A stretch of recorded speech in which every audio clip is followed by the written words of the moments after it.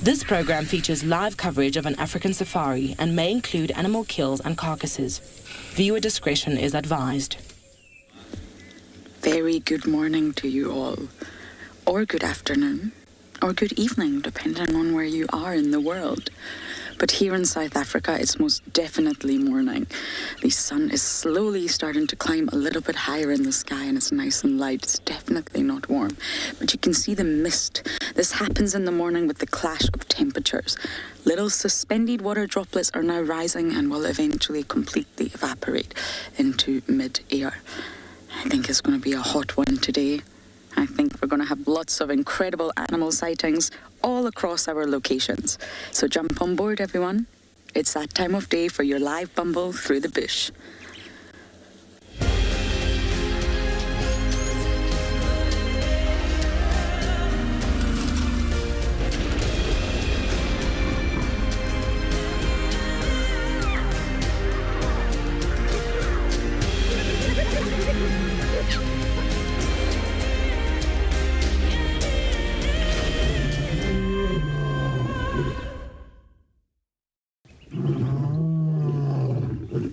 Great choice, everyone.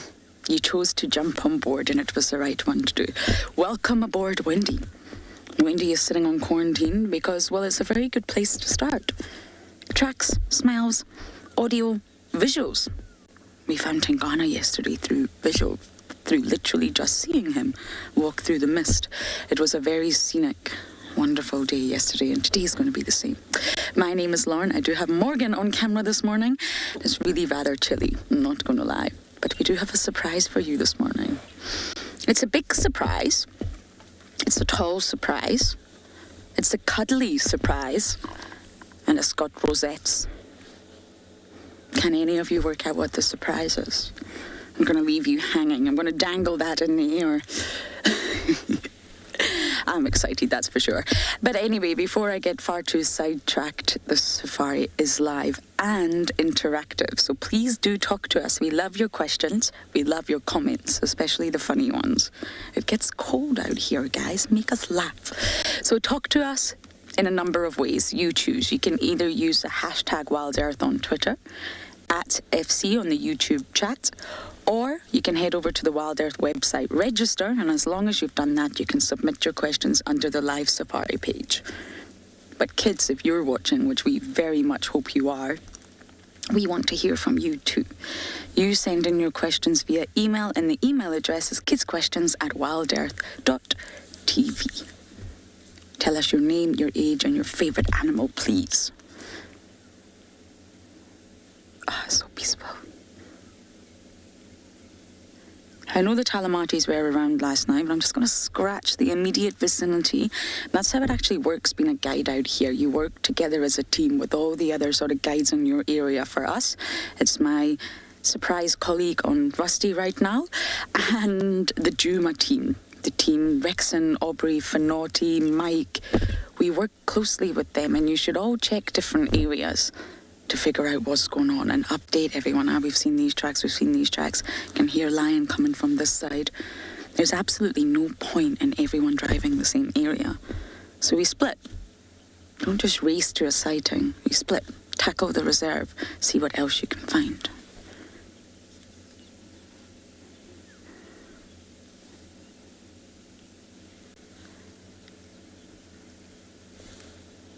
Okay, I think I'm maybe going to pop my scarf on and have a little bit of coffee before bumbling. But talking of the chilly day, let's take a look at the weather across all our locations.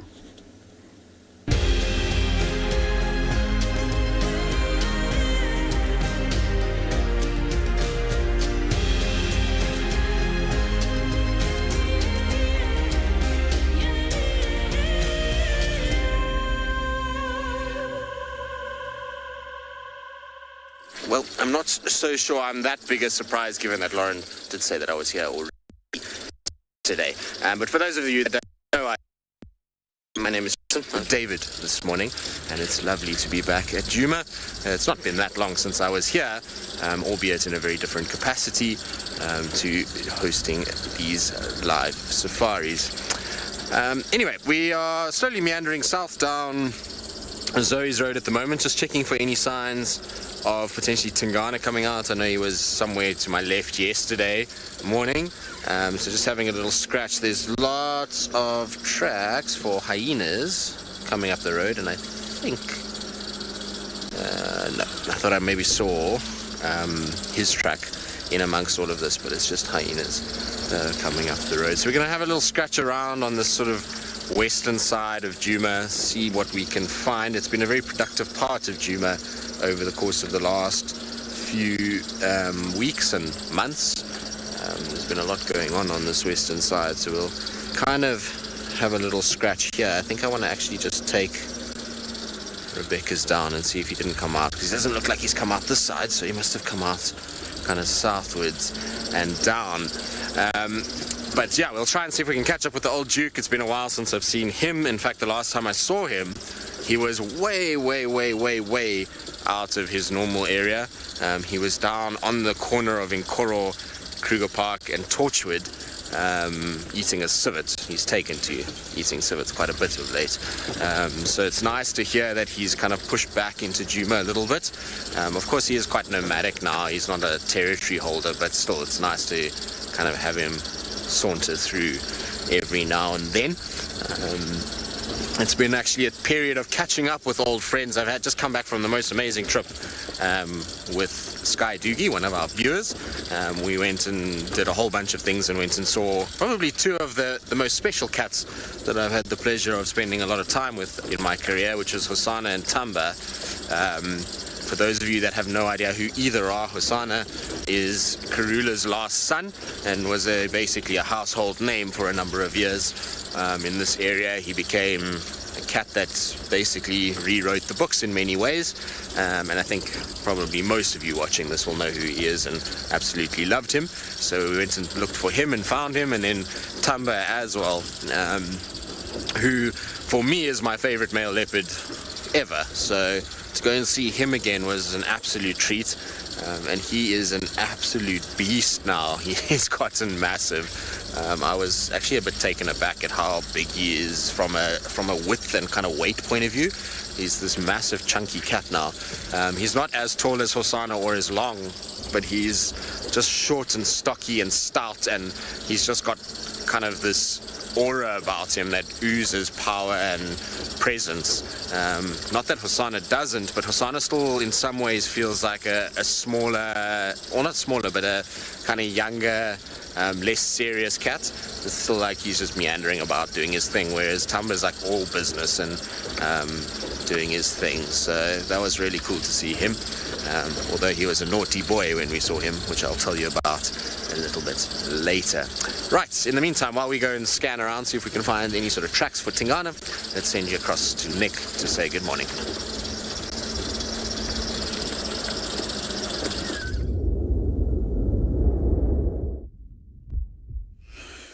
Good morning and welcome to a very, very chilly and beyond Ngala Private Game Reserve this morning. And we have made our way to start the morning off at a watering hole quite close to camp in the east. A beautiful scene this morning, how the reflections in the water, and you can see there in the middle of the picture there's one head of a hippo who has returned from his evening of feeding, and not much movement around the waterhole this morning. I didn't expect to find too much. I was thinking maybe the lions would be here.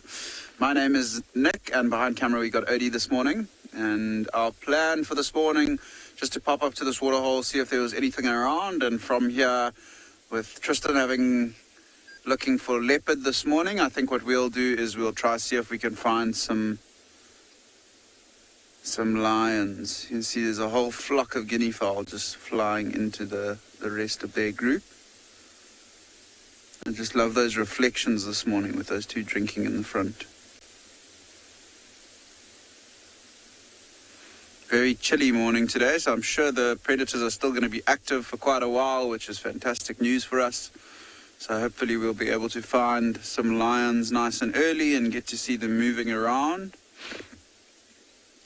Yesterday near the end of show, we did manage to find a lion or two, but we had a bit of an issue with, I think it was elephants trumpeting. An issue with load shedding and signal in South Africa. But we've managed to come right this morning, and we're hoping for a really exciting morning today. These are helmeted guinea fowl that are coming down to drink.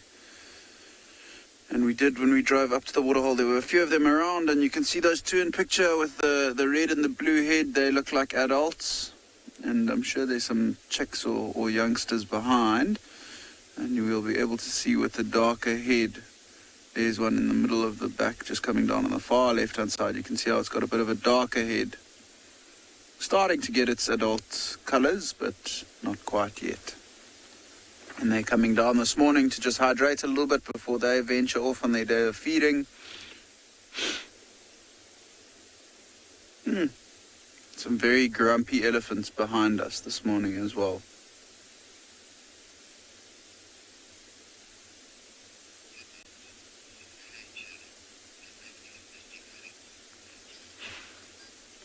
I couldn't agree with you more, Safari Channel. I think it brings just another element to the sunrise safari, having a little bit of mist.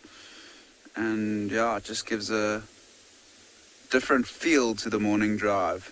It's very beautiful. I love it when it's misty like this and you go up onto some of the higher parts on the property and look down into the drainage lines and see that thick layer of mist, which I'm sure is around this morning, just in the part of the reserve we're in. There's no real high points to be able to view those mist belts running along the drainage lines.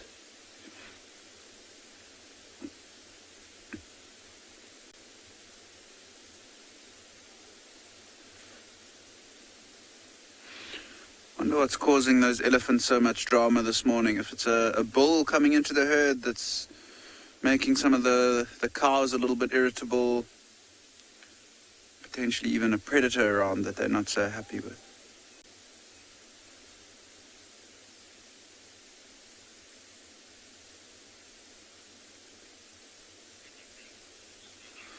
So we'll continue on our lion hunt from here and see if we can't pick up on some tracks and signs and see if we can track down some of the Birmingham Pride this morning. But, yeah, nice to start off at a waterhole first thing.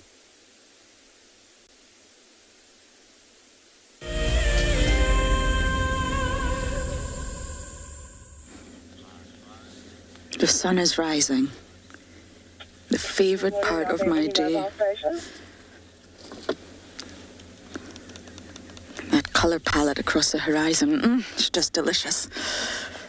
But also the noise, the sound, the ambience, the birds waking up and claiming their territory. That adds to it. So we're just going to sit here and enjoy these spectacular views and listen to the sounds of the bush.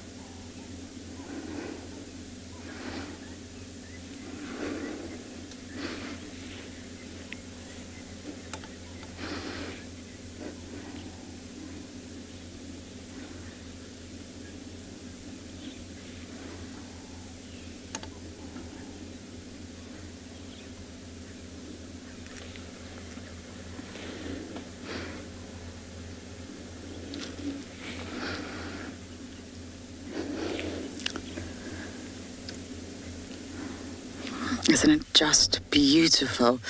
Hopefully very shortly we'll actually be able to feel its warmth.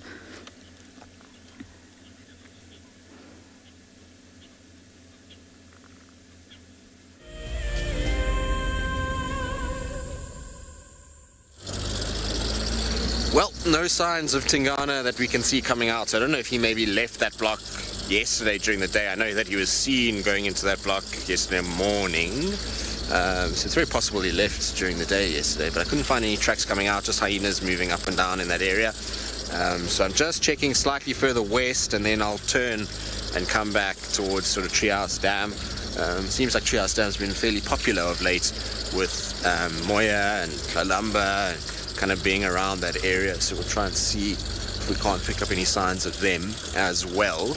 It would be nice to see Moya. The last time I saw Moya was in 2012. Was it 2012? Might have seen her again in 2015, 2016. Can't remember. But yeah, it's been a while since I've seen her, so it'll be good to catch up with her again. It's a beautiful cat, is Moya. And it's super interesting. You might see a cloth every now and then. That's not super interesting. That's just David being efficient and cleaning the camera every 5 minutes because it's a misty morning, and so there's often a bit of mist on the lens. But it's been very interesting to see how there's been this change in female territories of late. With females moving quite far outside of their normal ranges, particularly quite established females. So if you think like in Sele, Moya, they've left places that they've dominated for sort of 6, 7, 8 years, and have moved into another area. And that's probably all just to do with competition. At the moment, the leopard population is very high and very stable. And so as these younger, more efficient females are moving into the same spaces, generally they're daughters. So we're seeing a distribution and a shift of some of the older females, which is to be expected. It's part and parcel of what goes on out here, and there's not anything really that unusual, but it's just been interesting to see it kind of happening in quite quick succession with 2 females in our immediate area. Not that I'm complaining, because both are relaxed cats, and getting both of them kind of coming into Djuma is very, very nice. Makes for good viewing, particularly with Kalamba being as sort of skittish as she is at the moment. I don't know why all of a sudden she's become so kind of twitchy, but maybe it's to do with the fact that she could potentially be pregnant again. I know last time when she was pregnant she became quite elusive, so it could be that. It could be there's so many male leopards around at the moment that it's making females' life a little bit difficult. I suspect that we're going to see a tough time for a lot of the females, and particularly with raising cubs. It's really not going to be easy for them, and it also explains why a leopard like Thandi is being so successful and why she's moved Marips as much as she has of late. She was living on Torchwood, and then all of a sudden just kind of moved him straight to Chitwa, and has been hanging. Her and him have been hanging around down on Chitwa, and I think it's because we've just got so many male leopards vying for this area at the moment that it's just not safe for a little cub. Not that Marips is little or a cub anymore. He's kind of a big beast who's doing all of the things he needs to do as a leopard by himself these days. But it's just to ensure his safety, Thandi has kind of taken him much further down into Mulawati's area. This northern section at the moment, if you think about it, there's Tortoise Pan, Tavangumi, this male that Lauren bumped the other day on quarantine, which comes out of the Timbavati, the male with the broken tail that's being seen on Buffel's Hook of late. He's a little bit shy, not really sure what his kind of story is, still trying to figure that out. Then there's Inklangula, there's Quarantine, Tingana's in the mix. So when you add all of those male leopards up, it certainly makes it difficult for a lot of the female cats to have any sort of success. And so maybe Kalamba, with all of those males, and then now the addition of Moya and Kara in the area, it's just making things a little bit tough for her, and so maybe that's why she's a little bit flighty and a bit twitchy, particularly if she does have little cubs inside. She's going to be that way, so I'm sure she'll settle that down again at some point. But super interesting dynamics at the moment. I'm excited to kind of be here for the next little bit, just to kind of see how it's going. The leopard world here is saturated, but also in a fluid state at the moment. It seems like there's a lot of moving and jostling and positioning. And I think it's going to be pretty interesting to see how everything pans out come sort of end of winter, where water is fast disappearing and becoming kind of restricted to only those big water holes, which means and a lot of these leopards are going to have to utilize those water holes a lot more. All right, nothing coming out sort of south and west, so let's check more eastwards towards Treehouse Dam. See if there's any sign of any of our Swati cats walking around on this side. Seems like it's been quite quiet though. I don't see any fresh signs of elephants.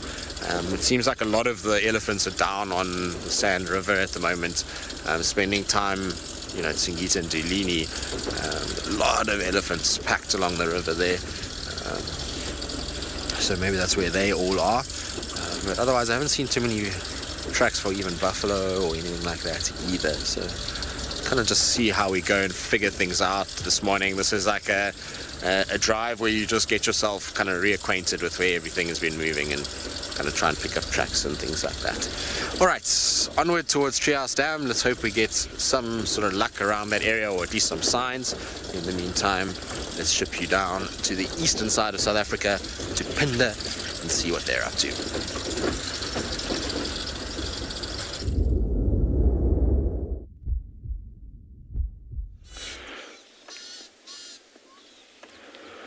A very good morning and a cool winter's morning here from and beyond Pinda.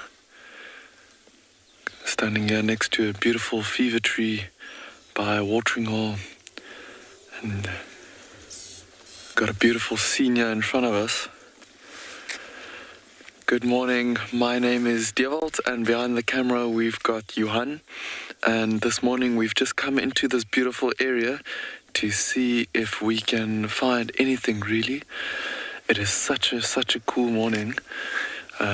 We thought it was going to be much colder than what it is at the moment. There's just a little bit of a breeze this morning. Otherwise, it is very, very quiet. The sun hasn't even come over the mountains behind us, so everything is still starting to wake up and warm up, waiting for the sun to come and bake them. Not a bad place to start our drive.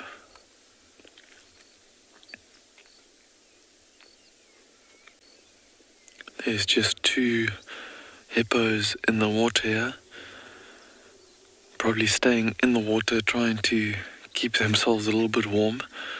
Johan and I was just discussing how the water is probably a little bit warmer than what it is outside at the moment. Beautiful fever trees in the background there. And we are in our dry season now. We had like a little bit of spitting rain earlier this week, but you can see this watering hole is drying up fairly quickly as we are in our dry season. Luckily, it's only a couple of months, and then the first rains will hopefully be falling again.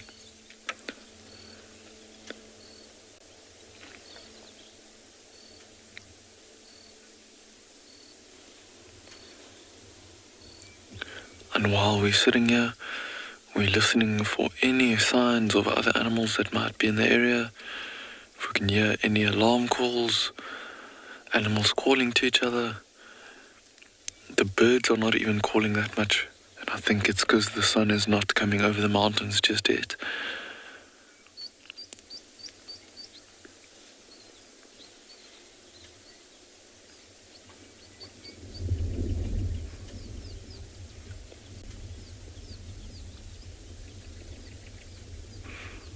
Some of the other game drive vehicles have just come into this area as well, looking for some lions, so hopefully we can join them in the search.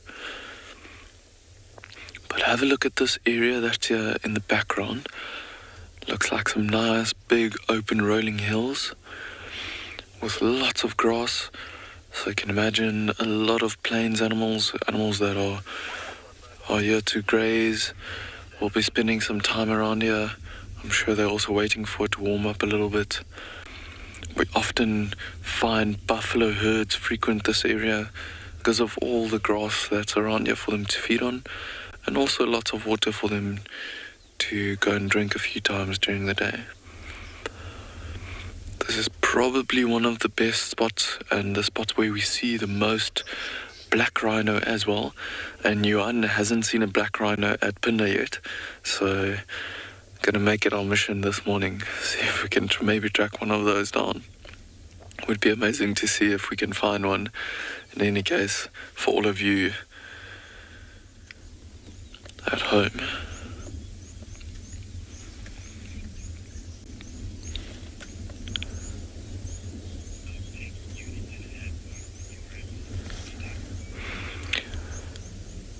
Just feel the cool breeze coming and blowing over us. But I think for now, let's just sit and listen.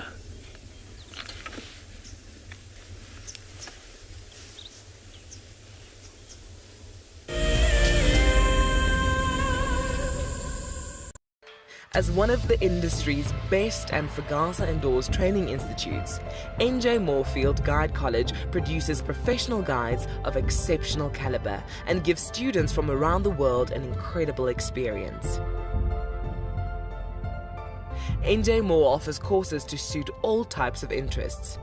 The full-length career course results in a Fagasa accredited qualification and the option of a 6-month internship at one of Moore Family Collection's luxury safari lodges. Shorter courses are a great introduction for those considering a career in field guiding or even a life-enriching experience in your gap year. With spaces still available in July, don't miss out on this fantastic opportunity to live your African dream.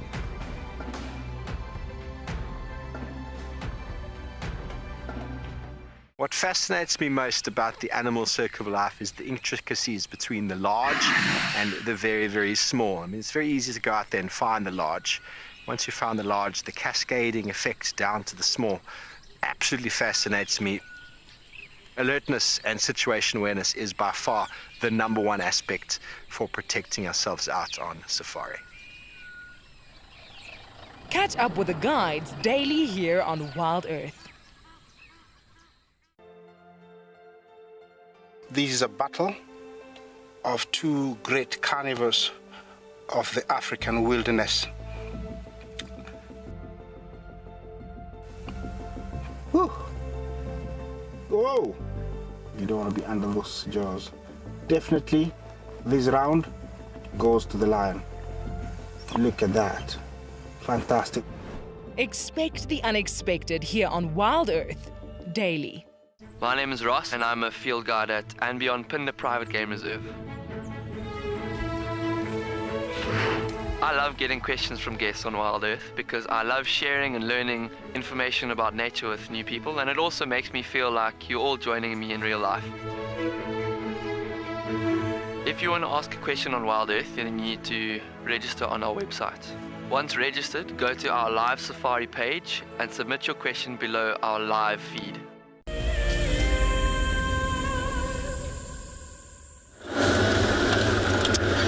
Well, the Chalamatis are already on Buffelshoek. Lions move far at night time. If you get excited because they're on the dam cam and they're mobile, they will probably be long gone. They're already on Buffelshoek, and unfortunately Buffelshoek is not very viable for us right now, signal-wise. So I'm going to scratch around and see what else we can find out here. Leopards have been everywhere. We've been very, very lucky with the leopards. And that's because it is winter. It is so barren. I'm freezing. My fingers, I really should wear gloves. It hurts. That cold, when it really, really hurts. Animals also feel that cold. Yes, a lot of the sort of mammals out here have got hair, but they still feel the cold.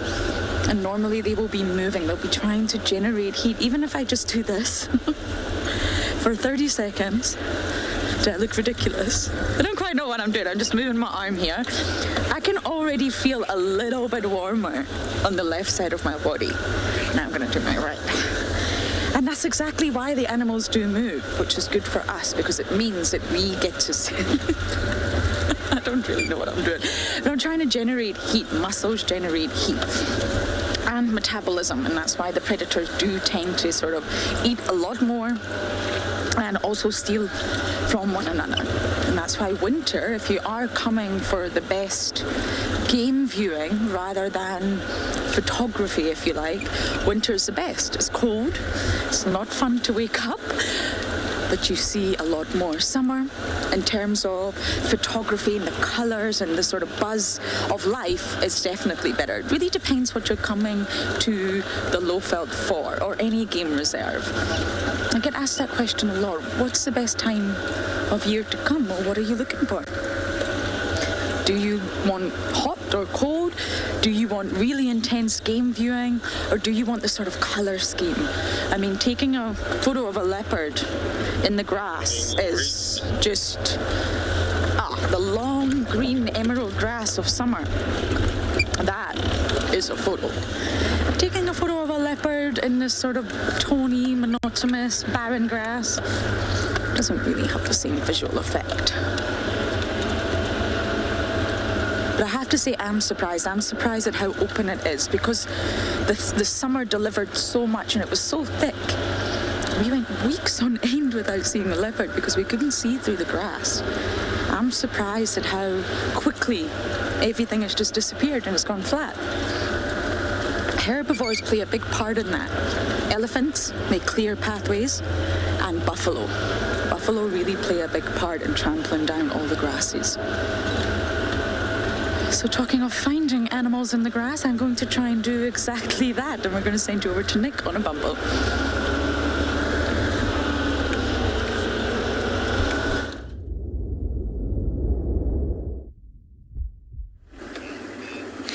So welcome back, everybody, and you can see we're checking this road very carefully. We've got tracks of the lions that we were looking for this morning, but I think they've cut off into the area on the left here. I don't see any tracks on the road at the moment, but it looks like they were moving quite a big distance last night, probably looking for some food, trying to look for something to hunt. So it'll be interesting this morning if we are able to find them, to see if they have been successful or not. Also lots of hyena tracks around. But I think what we're going to do is, instead of driving around like this, we'll go up behind us and check a road called Caracal and see if the tracks don't maybe come out there. Otherwise we'll loop around and head to where the tracks, or the direction of the tracks, and where they were heading. Believe it or not, the sun has risen, but it's just got colder and colder this morning. So we've got our gloves and jackets still on this morning, but it's good for the game viewing and for wildlife. And if we do find these lions, hopefully they will still be a little bit active.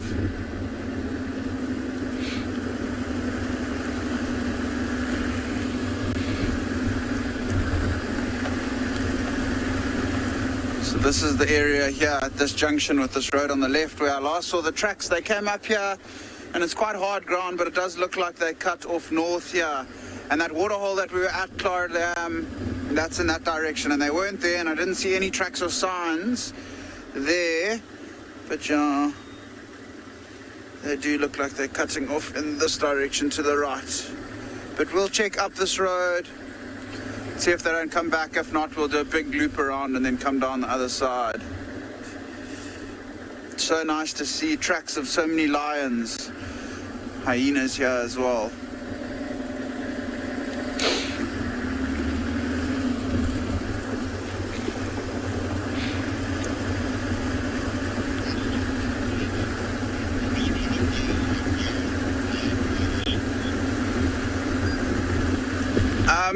Kevin, no real news on any new lion coalitions.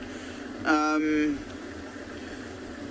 are lots of young male lions in the different prides around us. The Mayan Bula pride, which we don't see often, but they do come in from the east and into the northern parts. I think there's 7 or 8 young males there that are going to be moving out soon and forming coalitions. In the Breakaway pride, there's 5 young male lions, and then of course we know in the Birmingham Pride there are the 3 younger ones and the other older one. So it could be another coalition as well. That looks like a falcon that's just flown over us. That was very cool. I didn't see what species, and we won't be able to get it on camera because it was flying straight over us, but it did look like a species of falcon.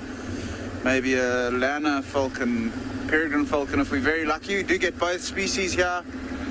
Neither seen very often, but they both do occur here.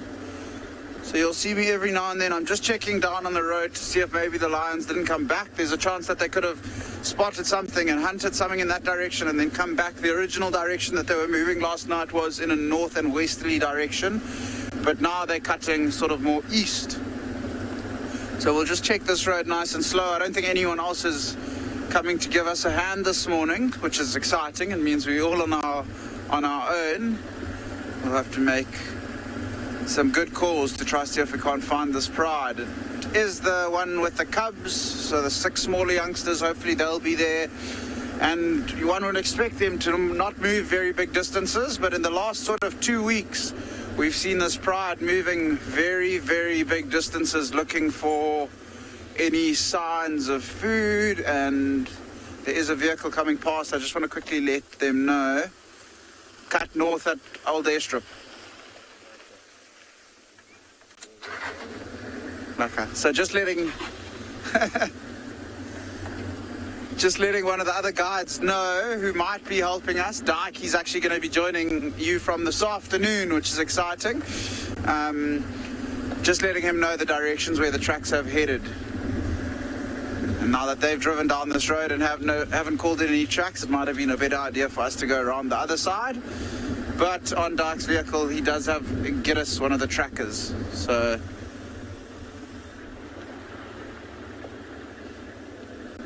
guinea fowl calling, but I don't think it's anything too serious.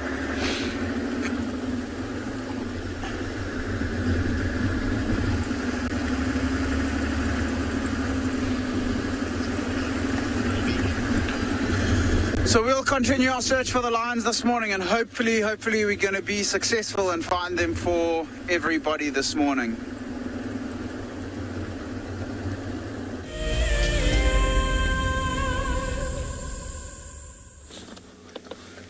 We've just stopped on our northern boundary. Well, it's a very good place to be. It's also high up, so it's warm. But we're just scanning, listening. You can see really far up this road. That's why we call it the highway. And very often you'll see a predator just walking along the road. So that's why I'm just going to take these few minutes with you all to just listen and watch at what's going on around us.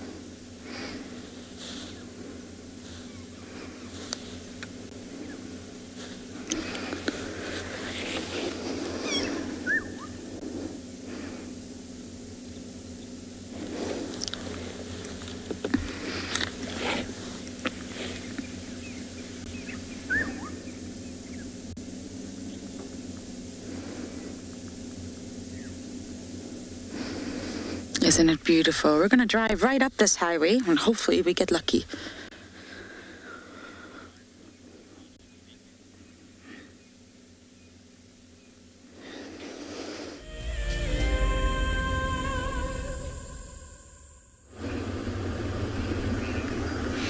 So with one of the other rangers having checked this road and the other road that we're going to be driving up, and not having reported any tracks, I don't think the lions have come this direction. They've probably gone around.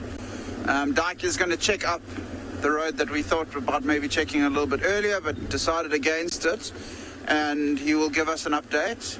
So we'll be driving maybe a little bit faster now that we don't have to worry so much about looking on the ground for tracks and trying to spot tracks of these lions.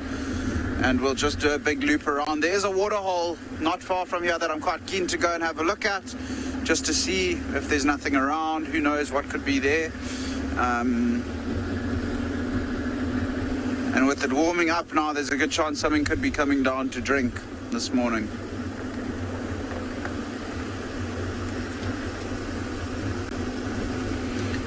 Just a little bit warmer where we're driving to, because it's a bit of a higher point on the property, so down in the drainage lines and by the Timavati River tends to be much colder than some of the higher points in the property, and that's just the fact that cold air doesn't rise and hot air does. But we're going to send you over to Deerwald at Pindo, who's managed to get lucky this morning.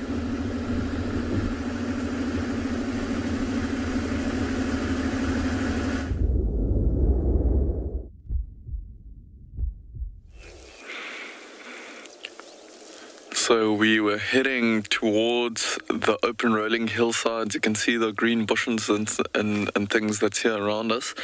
And we found some white rhinos that had just started to move around after lying down and sleeping on this cold morning. And look at that, there's actually quite a few of them. Oh, they're going down into like a little dry, like drainage or seep line in between the hills here. And you can see the sun is actually coming out behind us. It's already nice and warm. I can count 1, 2, 3, 4, at least 5 of them it seems.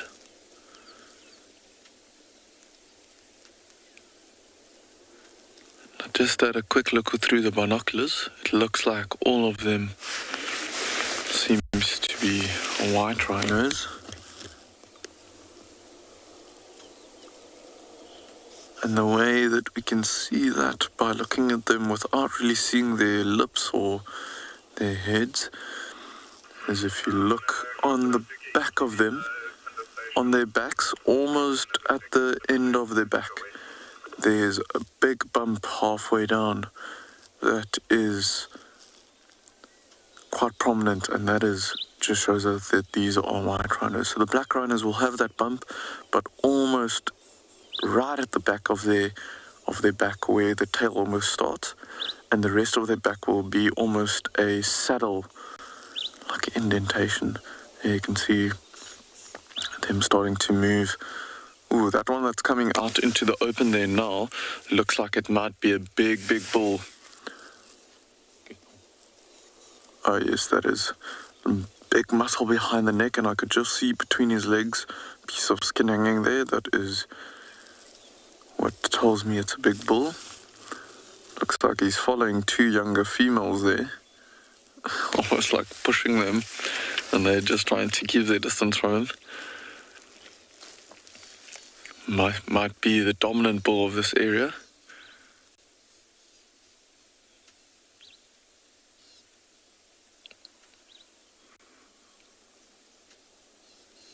So you might find that they were maybe sleeping on the hillside here, and now they've come down to maybe graze down in this seep line or drainage line, because you might find that the swirl is keeping the water moisture a little bit longer down in the valley here, so the grass might be a little bit greener, a little bit more lush than on the hillsides. Look at those ears listening backwards towards the bull, and even in our direction.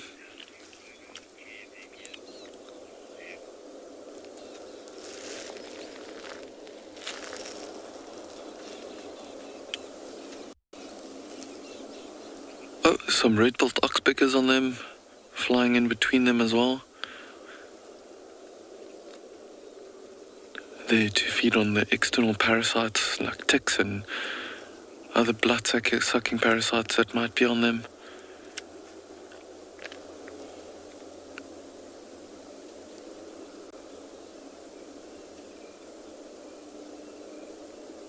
One, two, three, four, 5 of them. There we go.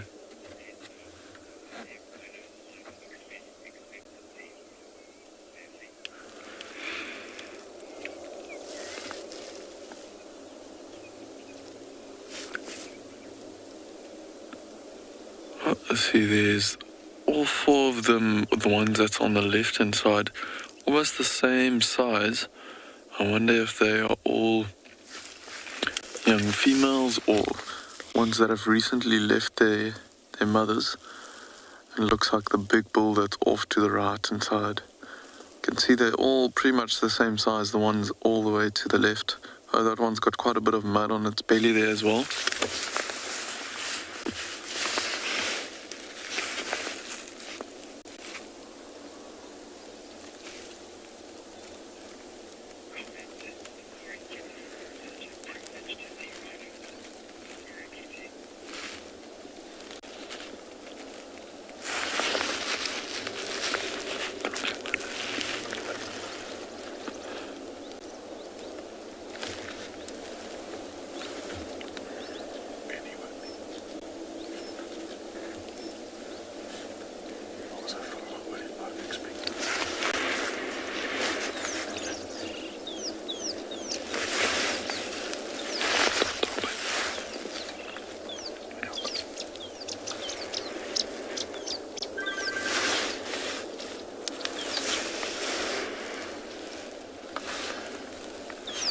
So beautiful with them starting to graze up onto the hillside. I wonder if they're trying to get into the sun even more, moving up onto the hill.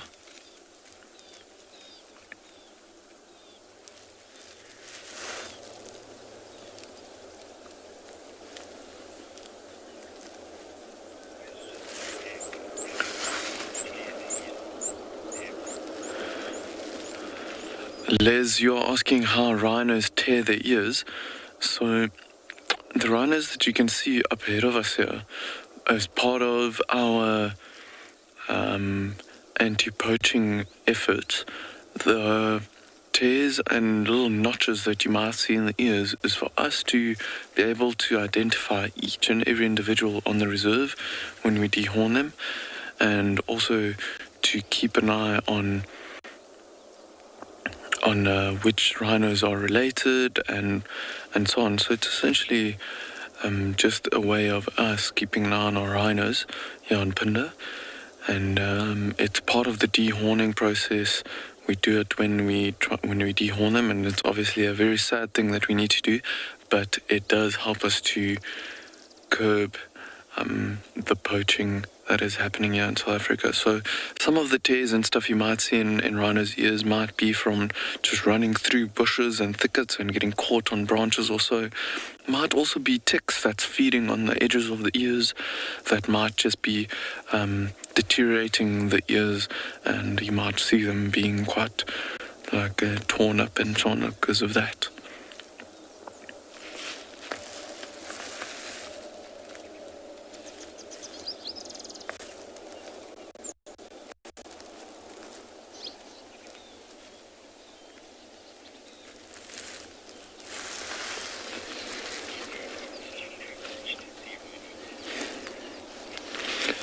Safari Kitty, you're saying it's such a privilege to see rhinos, and indeed it is. Even though we see white rhino on Phinda relatively often when we're on safari, it's always amazing and exciting to look for them. And whenever people ask me what I want to go look for, it's often rhino, because you can go to other places like Ngala or the Sabi Sands or the Kruger National Park, and you might see a rhino only every now and then because it's such a big area, even though they've got lots of rhino around that area. But here on Phinda, because we've got certain areas which they like to be in and like to move through, it's really nice to come and look for them.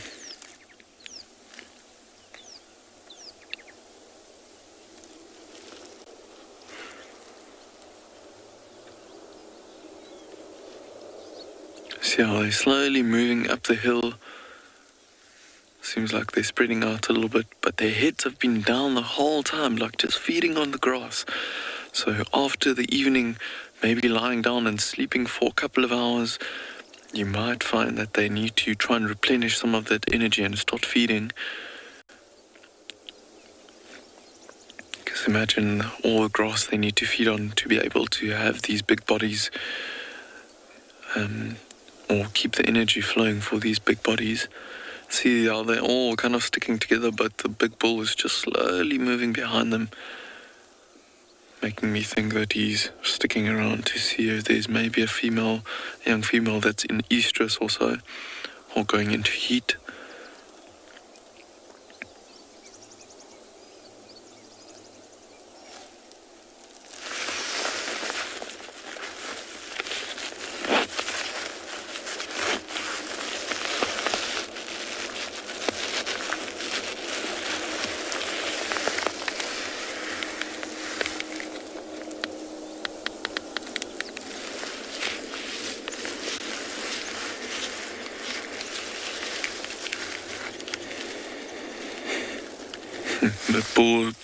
The bull is now going to feed there where the others were.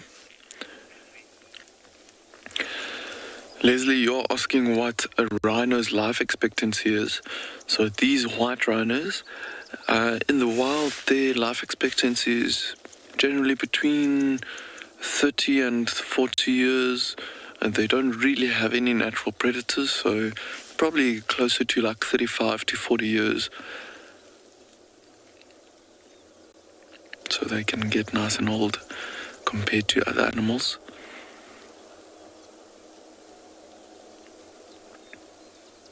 See how the bull is going to go and feed there where the others were feeding earlier.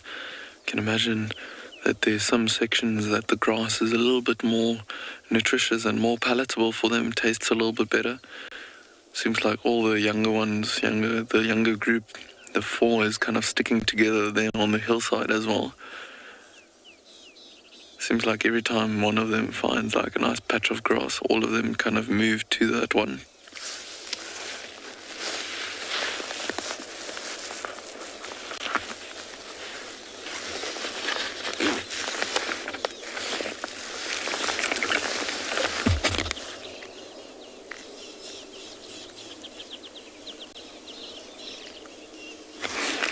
It's a little bit difficult to see from here, but you might not be able to see it, but I just had a look through the binoculars. Seems like there's even some more rhinos up ahead of our vehicle that's also coming out just over the ridge. So after these guys, we might go and see if we can see if those are some black or white rhinos. Can just see the brown coloration in the distance.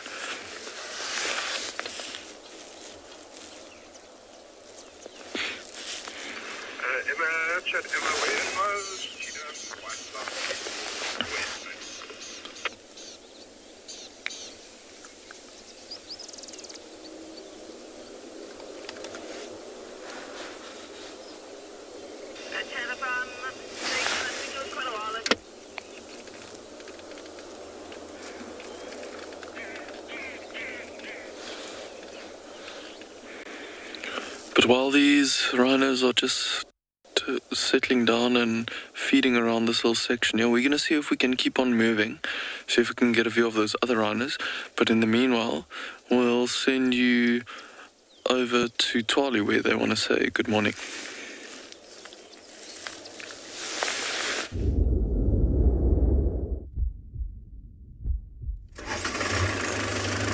Good morning and welcome to Tswalu Kalahari. Another very beautiful morning here. We've just had a jackal. Just want to see if I can find it again. There we go. There we go. Just coming to investigate on an old carcass. There we are. I'm just moving about. Yeah, there's an old giraffe carcass that he's probably was sussing out. It's a little bit windy, so the old smells would be picking up, and yeah, that's what he would be smelling. My name is Obakeng, and behind the camera we've got Hart doing a very good job for us there. So I just want to see what this guy is really interested in this morning. You can see he's a little bit wary of what is happening also around him. Can imagine with that wind and uncertainty, almost his senses being impaired a little bit. So they'll be super alert, moving off, probably thinking it's not worth it. There's the giraffe carcass slightly, so we'll continue moving towards the dam. The dam is not very too far, one of my favorite dams, Tswalu Dam. See what's around there. Usually there's always something around by the dam. The residential ducks are usually there, sometimes some Egyptian geese.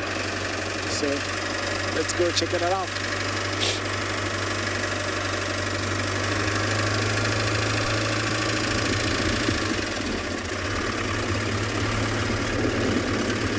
So with the weather like this in the Kalahari, what one would expect would be animals trying to use these thicker bushes to block the wind. A lot of them would probably be sitting down, and a lot of furry animals would display what we call aero erectile, which is a behavior where they would let the hair stand, and by so doing actually trying to trap that body heat or that warmth that the body generates, and just almost make like a shield around themselves by doing that. A lot of animals are capable of doing that, so a lot of times we will see that today, and that is what would also make some of the animals appear a little bit darker than what they originally would be. So if we do see some displaying that, I'll point it out on the later stage.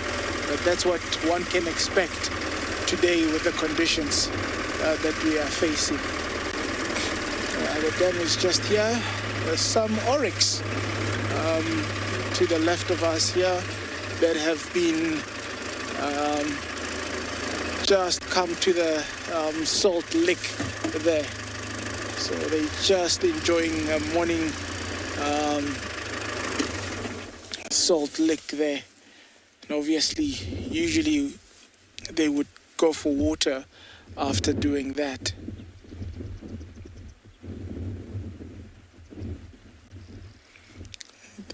A lot of sub-adults there, about a year and a half of age. One big female to the back, facing to the left there.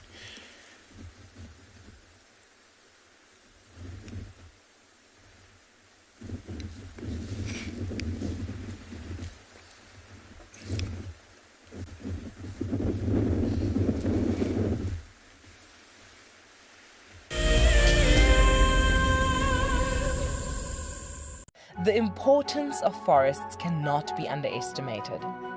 Over 1 billion people live in and around forests, depending on them for fuel, food, medicine, and building materials.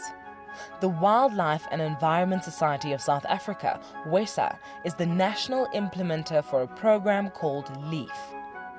The LEAF program makes use of indigenous forests grown on school properties to teach pupils about biodiversity. This directly instills a sense of ownership of the natural surroundings and reconnects children with our biomes and heritage. WESA needs your help to bring nature back to schools. Ask your school to join the program through the link on their website.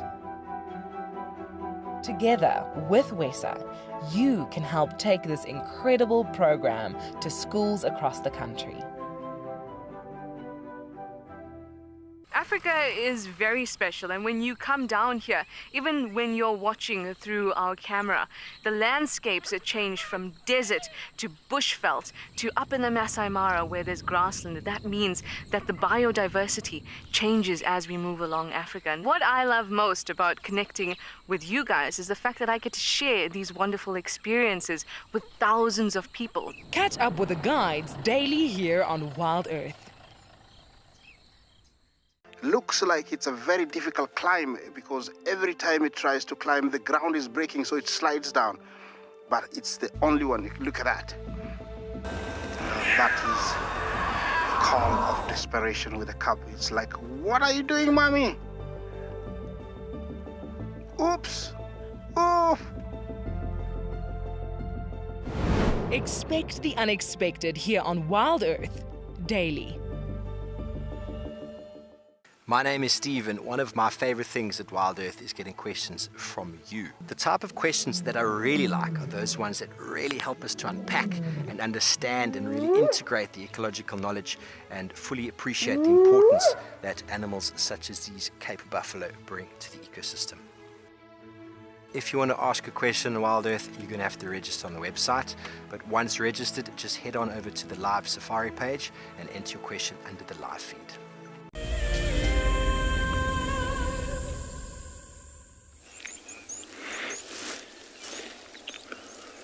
So we came a little bit forward.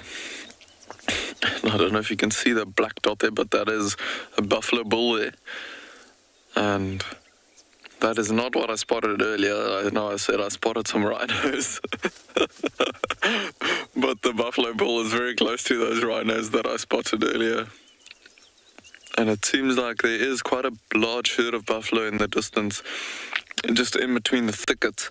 And I think this buffalo bull, it does look like a bull, is probably just trailing the herd and heading in that direction. Yeah, I can see that bit of a dewlap below his chin there. Piece of skin hanging there, so that is definitely a bull. Probably an old bull. He's trying to catch up with the herd there. You can see he's listening and looking in the direction of where that herd is. Also looking at our vehicle because we're standing on a little crest here. So we're probably sticking out like a sore thumb, and that's why he's looking in this direction every now and then. There's two white rhinos just to the right of him as well. Oh, he's actually turning back and heading towards... Or maybe the rhinos just moved a little bit.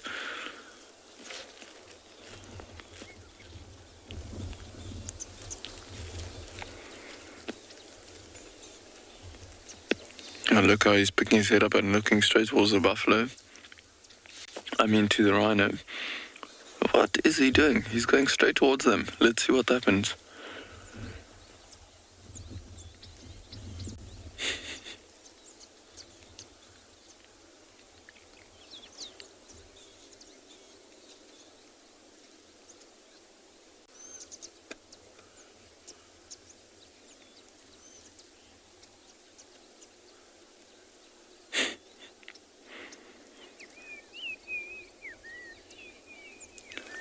Just passing by. You can see those rhinos there. The one on the left looks a little bit bigger than the other one.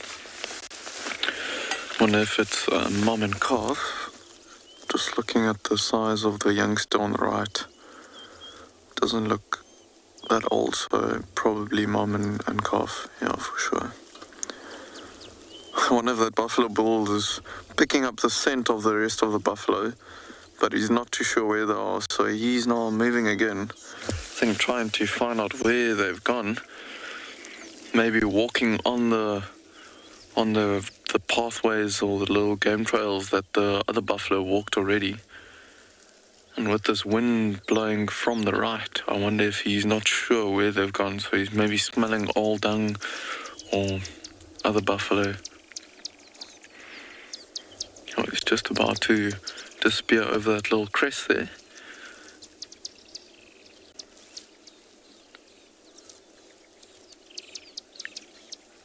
Incredible to see it actually move that quickly, and it's just walking. So just imagine how the amount of distance they can cover if they want to, and how quickly they can cover it.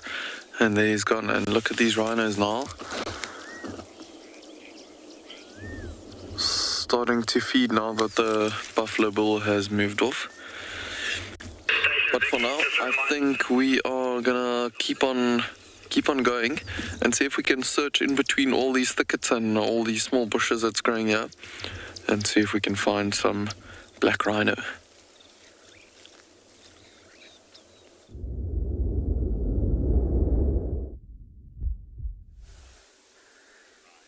well, hopefully you have some luck, Dewald. We have had a little bit of luck, I suppose. Way in the distance. I thought I saw something moving, and I was hoping it was going to be a leopard, but it is little hyenas that are over there.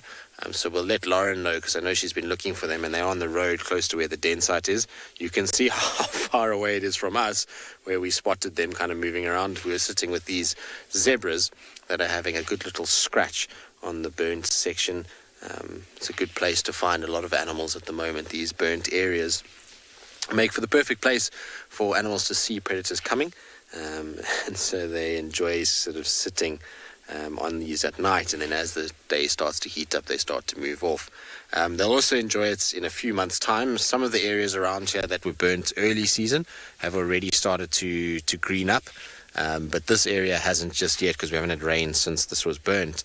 But as soon as we get a bit of moisture into this will start to green up, and then you'll find that the zebras and buffalo and waterbuck and impalas all absolutely love to feed off this area. Is that nice, little zebra? All right, turn and do the other way. Nothing like a good morning scratch to get the day started. You can see they love scratching, do zebras. They, much like rhinos and buffalo in that regard, is that they like to find themselves a little stump that they can get onto, and they can sort of scratch all along the side of the body, around the main area. You can imagine having a few little ticks on you every now and then. It must get itchy, so branches like this just make for the most perfect scratching post in the early morning light.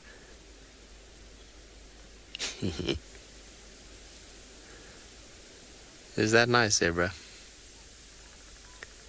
Zebra looks as though it is thoroughly enjoying not only the scratching but the sunshine too.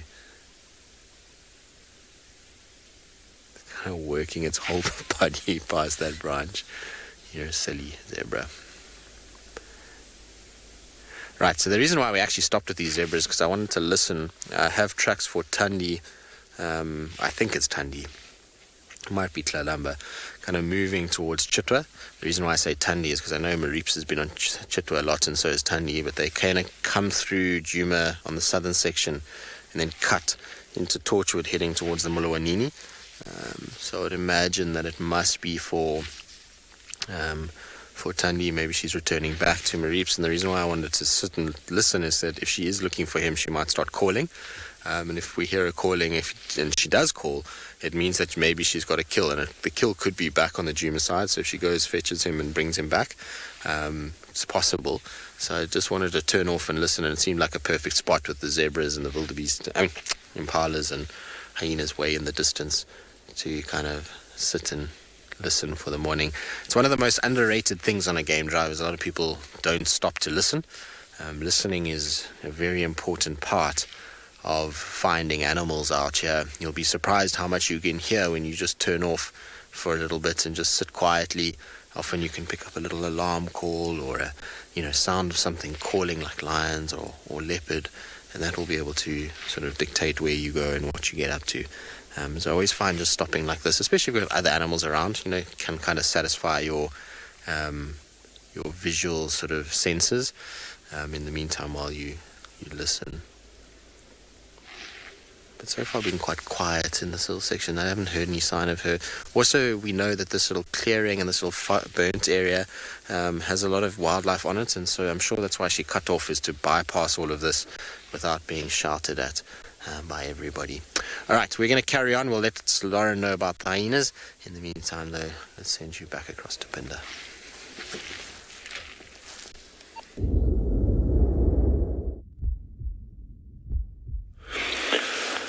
Okay, everyone, we just had a brief visual. I don't know if you can see them there. They're just walking through the long grass. There's some black rhinos there, 2 of them.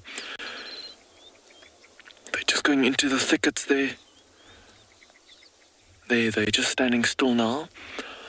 Have a look at the ones back there. I can't believe we found some black rhinos, guys.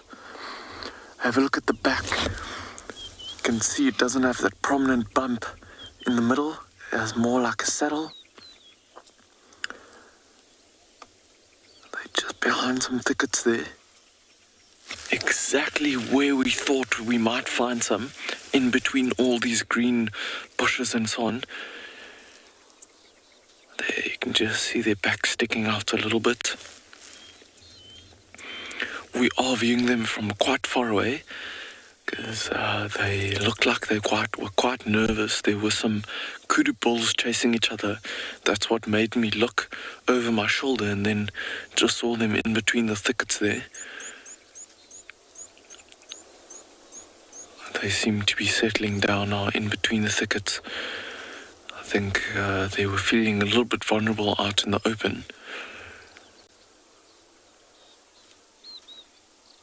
Let's see, we'll just keep our distance from them because we want them to settle down, and then we'll try and see if we can get another view of them. Compared to white rhino, they can be a little bit more nervous of vehicles, and we don't often see them, so this is very, very special. The buffalo bull that we were viewing earlier is actually heading in that direction. They're coming out. They're coming out into the open a little bit. Ah, yes. Oh, look at that. Look at the one feeding on the bush there. There we can see. So now we know for a fact those are black rhino feeding on twigs and leaves. Looks like a bigger one on the left and a smaller one on the right.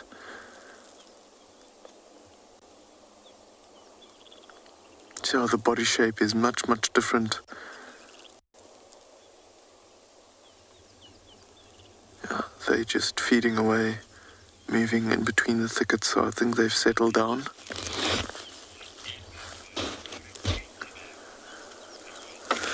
Noel, you're saying what a treat, white and black rhino. Oh, yes, it is. And this time of the year, coming into this area, this was exactly what we were hoping for. And I'm so glad we could show Johan his first black rhinos on Pinder.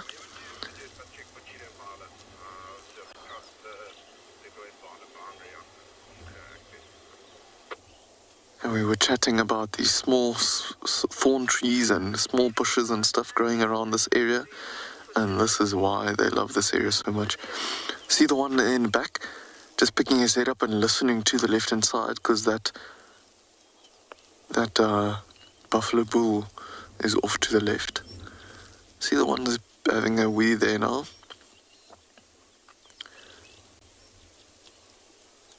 You can see the head, the way it sits on the body is even different to the white rhinos, a little bit more higher up, the one that's side on to us. Bit easier for them to feed on twigs and leaves. They don't have to get down to the ground all the way. I'm so glad they came out into the open. Now I can see that saddle in the back much, much better.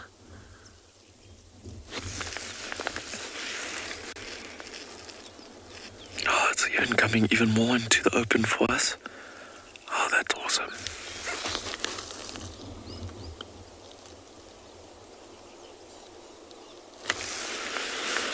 We are a couple of hundred, probably 100, 200 meters away from them.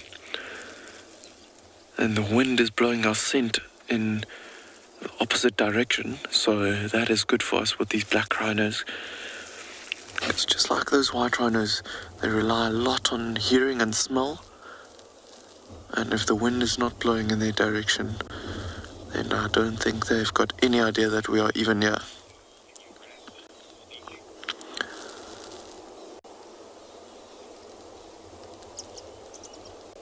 So it's just listening.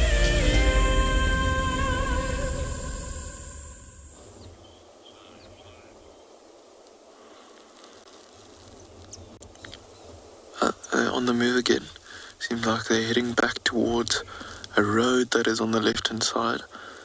But just like those white rhinos we saw earlier, they might zigzag all over the place while they're feeding.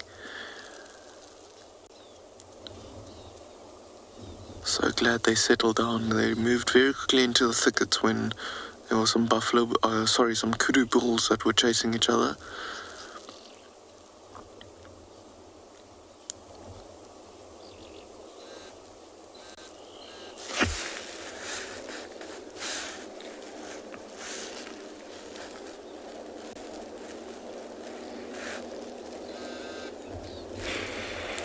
one of the reasons why, look at that coming into the open. One of the reasons why Pinna is so special is because we've got such healthy populations of black and white rhino. And Pinna has played such a big role in the black rhino expansion, range expansion project. That looks like a big bull that's there in the back. I can see the piece of skin between the back legs. I wonder if it's a bull. When the other one was urinating, it looked like a younger bull, so it might be two bulls staying together. Let's see when the other one comes into the open, if we can see. Quite a bit smaller though. Does look like it's got a piece of skin between its legs. So I wonder if it's one older and one younger bull, but not fully dominant yet. That's probably why they're sticking together for some companionship.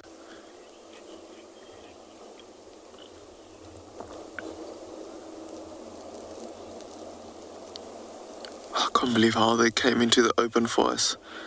This is amazing. Wow. What a special find this morning.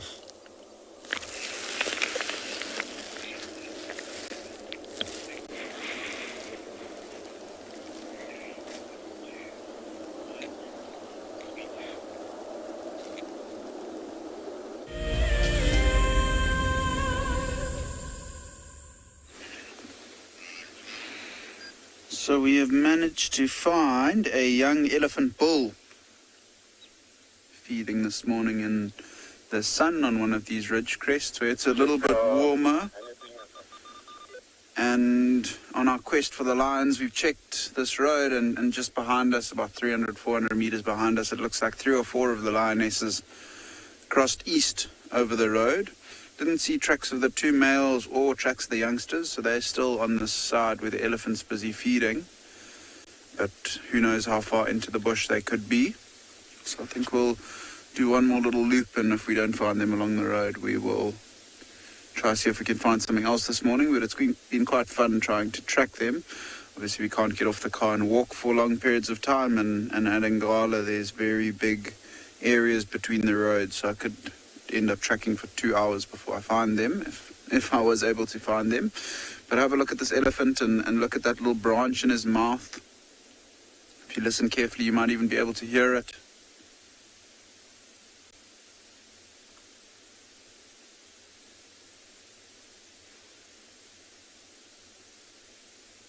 See how he's chewing on the end of the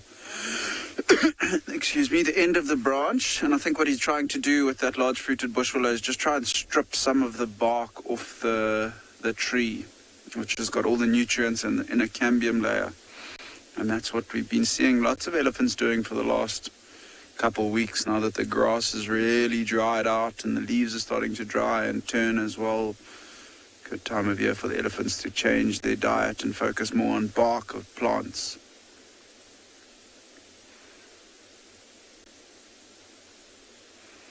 Quite a young elephant bull all on his own as well. I'm sure it hasn't been too long since he's decided to leave the herd.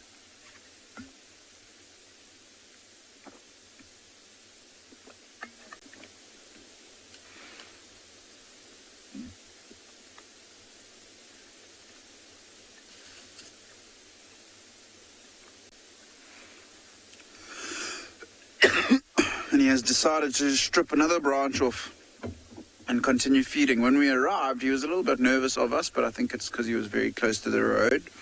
And as we gave him a bit of space, he seemed to relax completely this morning, and I think he's enjoying the sun just like Odie and myself. Bit of a feed this morning. I'm just going to keep quiet for a while and see if we can listen to him feeding.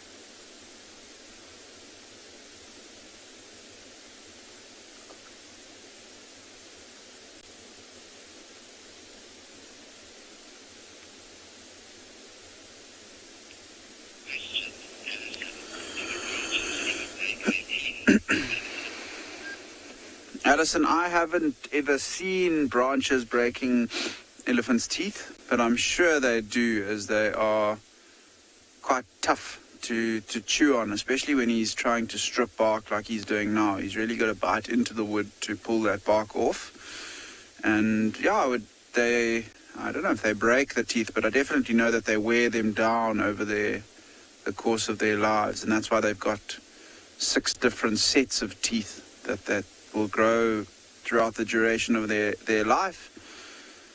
And the less grass that's available for them to feed on, the more woody material that they have to eat, the shorter the lifespan of those teeth. So you can imagine them actually breaking some of the teeth from time to time.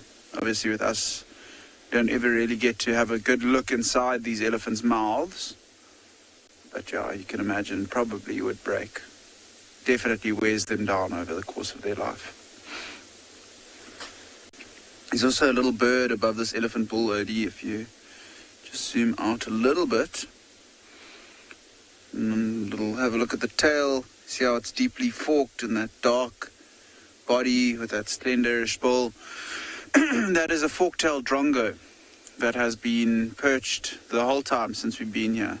And I think the drongo is waiting for the elephant to disturb any insects or grasshoppers in the grass that will then fly up, or at least move and alert that fork-tailed drongo to their presence, and then it can swoop down and try and catch it.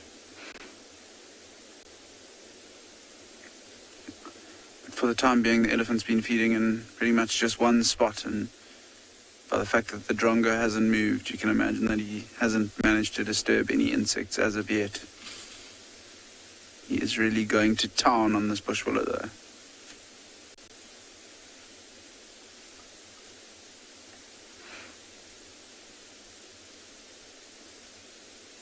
It's quite nice for us to just stop as well and have a chance to listen.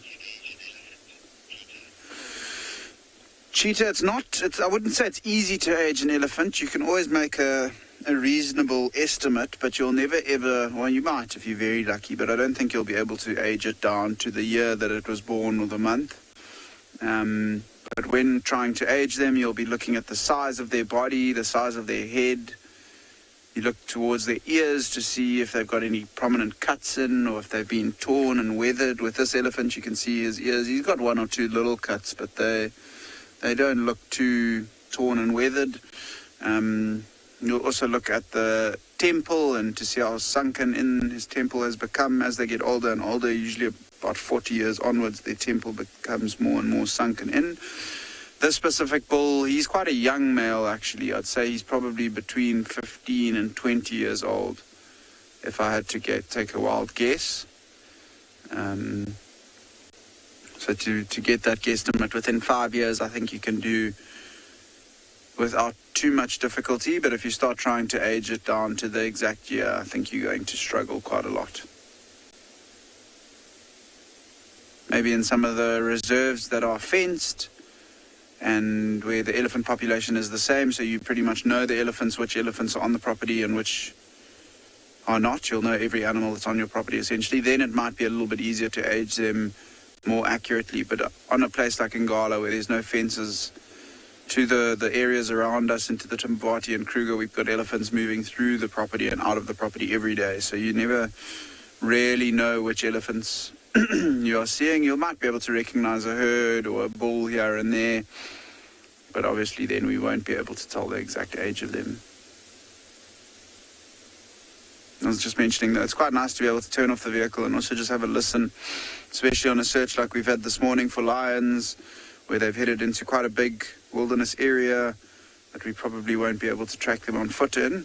But if they were to roar, they could potentially give their presence away, where we would have a much more accurate area where we think they might be, and you won't tend to hear those roars too much unless they're right next to you while the vehicle is running. The noise of the engine and the noise of the tires on these dirt roads tends to almost cancel out the other noises that you hear. So by stopping gives us a good opportunity to listen for the potential roars of any lions or lionesses around us, which we haven't heard any as of yet.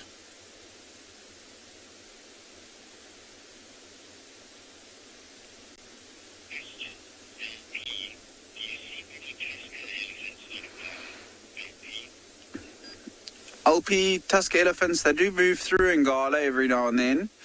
And we do see them from time to time. I wouldn't say it's common. I don't think it's common that we see the really, really big bulls. I also don't think it's common to see very, very big elephant bulls with huge tusks in the Kruger anymore. They are still around, but they're not as common as they might have been 50, 60 years ago, even 100 years ago. But yesterday afternoon at the Clara Dam in the east, we had two really nice bulls with decent tusks. I wouldn't classify them as tuskers, but they did have decent tusks. I think the last time I saw a really big bull with big tusks, probably a month or so ago down in the south of Ngala. But they do move through the property, and any tusker that you get in Kruger, the fact that there's no fences, there's a chance that they might come through Ngala as well.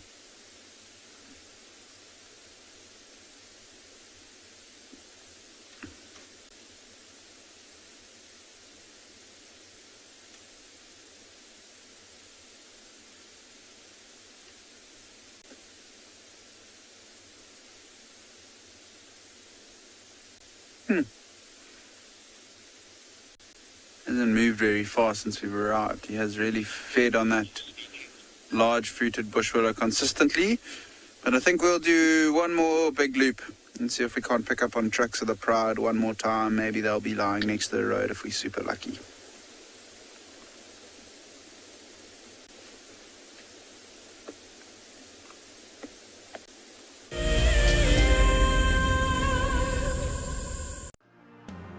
I'm Maggie, also known as Mia My Cat on Twitter. I purchased the Ticket to Dream so that I would make it back to Africa someday, so here I am. I enjoy Wild Earth very much. Just the experience it brings to everybody, it just helps everybody cope with things. If you want to go on safari with a Wild Earth guide, whilst honing your bush knowledge and of course featuring in one of our shows, then head over to our website. My favorite part about today is seeing Maribs, seeing him stalk the waterbuck and seeing the interaction between the waterbuck and him, and he's just an impressive little guy. Sign up to be a Wild Earth explorer and you could be making your first ever on-screen appearance. It's very exciting to be on a live drive at Djuma, to see how things work in the back and to be certainly much closer to the animals. My favorite animal is a leopard, purely because I just think they are just the epitome of feline grace and power, and the way they can move about in any environment and remain hidden until they want to be seen, I just find incredibly intoxicating, and they're amazingly beautiful.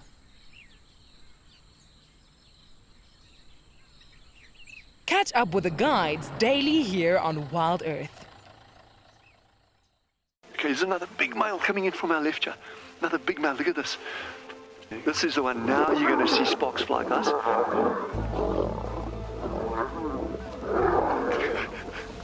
Guys, it doesn't get better than this, eh? Yes, unbelievable. Africa, I love you, eh? Expect the unexpected here on Wild Earth daily. Hi everyone, my name's Daniel Fisher and I'm going to be your guide this afternoon. I'm looking really forward to taking you through and showing you all the beautiful places here at and beyond Ngala. If you have any questions, please register on our website. Once registered, go to the live page feed and post your questions underneath the live feed. Join me on my next safari through and beyond Ngala on Wild Earth. Send me live questions through the Wild Earth website and I'll answer them live from the African bush.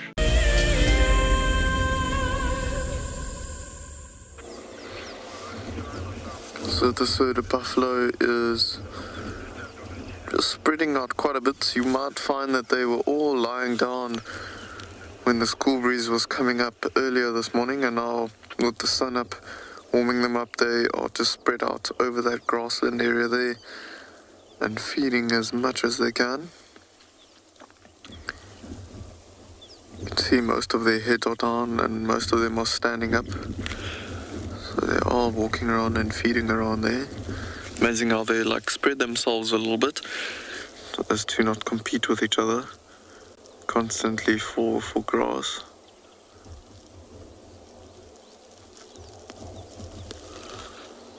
our black rhinos have moved into the thickets now. I think they're still around that Tamboti Grove there, but very, very difficult to see them for now, so I think we'll stick with these buffalo for the time being.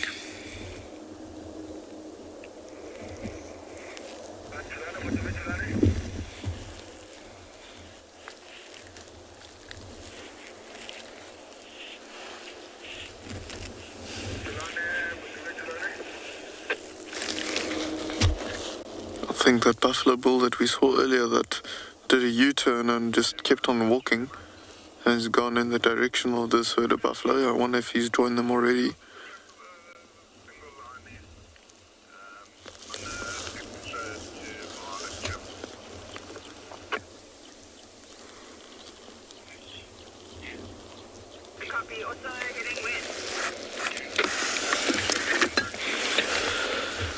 And you're asking if black or white rhino fight over territory, and I can tell you they don't, because they are two different and separate species.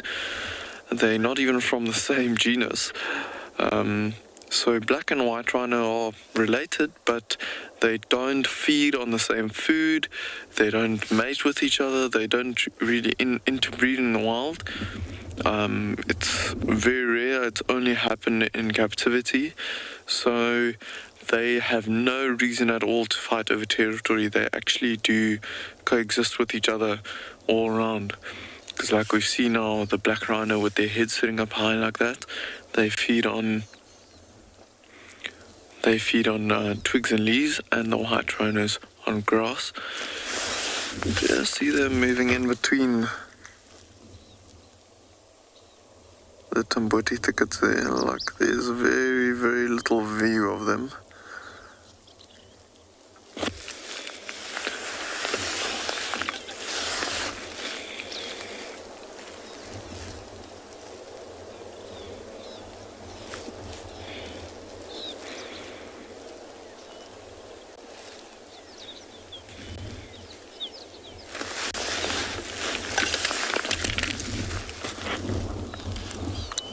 Trying to look through the binoculars if we can maybe spot another one.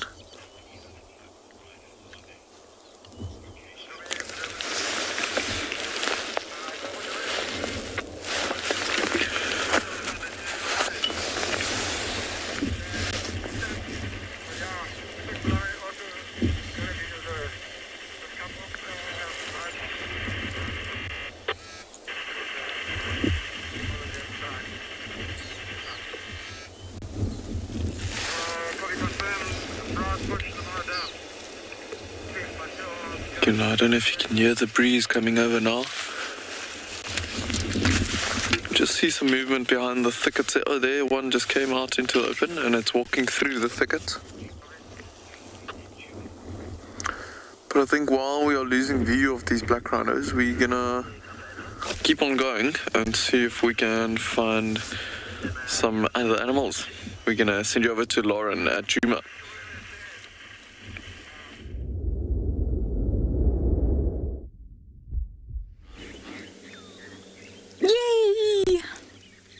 We have a hyena heading straight in the area of the den.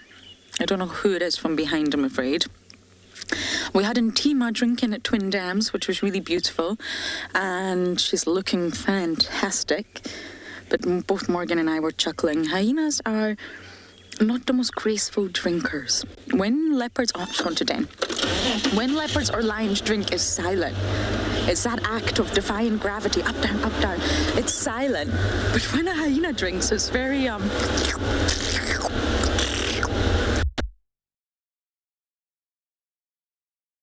awful slurping sound. They're not the most graceful drinkers. And you can hear them from very far away. The den is just here, and obviously, as you know, it's not on our property, it's on Little Gowrie. But we can view it from the boundary line.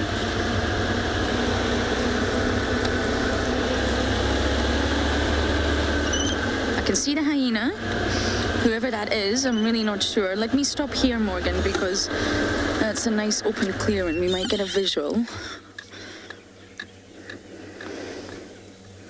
Here we go.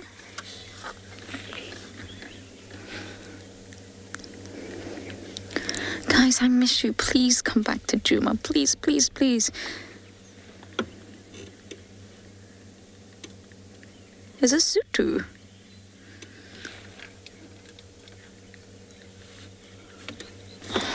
Let's get another. Okay, we may actually be lucky here, guys. So I'm going to sit by the den, see what happens. And for now, over to Tristan.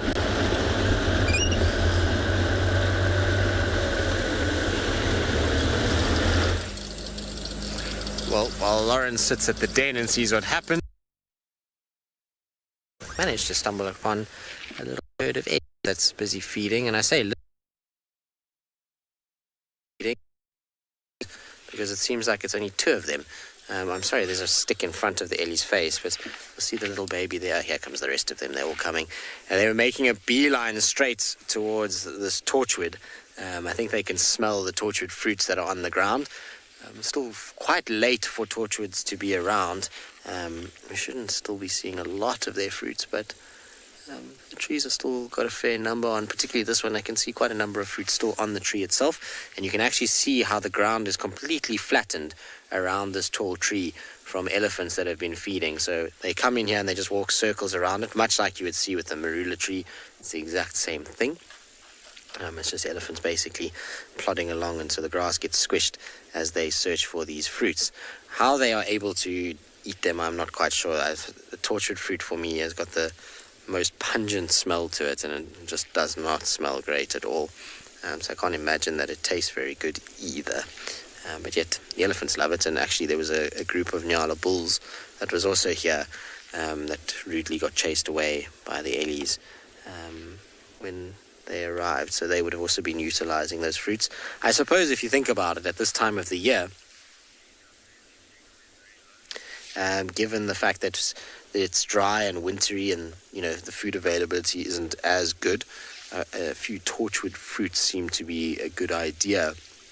They're probably packed with nutrients, and so for elephants, I would imagine it's a welcome change to eating dry grass and bark of trees and roots that they've had to dig up. Also, it's pretty easy to find, so you probably find that the nutrient value versus the amount of energy expended to eat them is pretty good. So the percentage of what they get versus what they expend probably works in their favor, which is why they spend a lot of time underneath these trees. It's an interesting composition, this herd, because it's just the one female, and then it looks like three youngsters. It almost looks like her three offspring.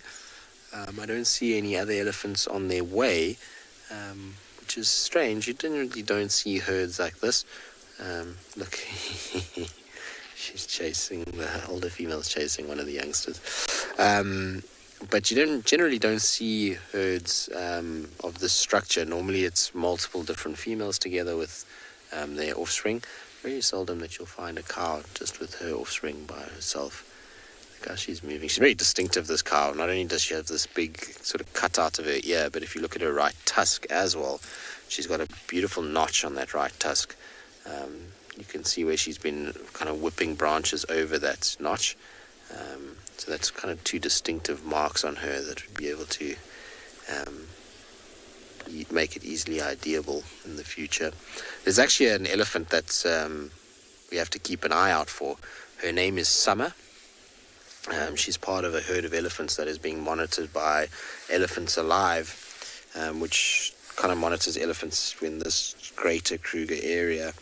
And she actually has a collar on her, or she did have a collar on her, and they need to recollar her because she's part of a kind of study, but no one has seen her for a while, so they're starting to get a little bit worried, so we need to kind of keep an eye out for her.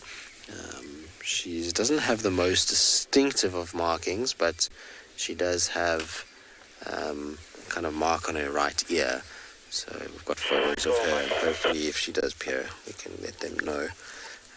It'd be good to kind of catch up with her and to help them out. They do a lot of good work, do Elephants Alive. They're part of the sort of conservation landscape in this area, and they've done a lot of good things, particularly with bees and trying to protect large trees using beehives, which is quite an interesting concept. And then the honey that those bees produce is often then processed and either used for human consumption or actually in veterinary work.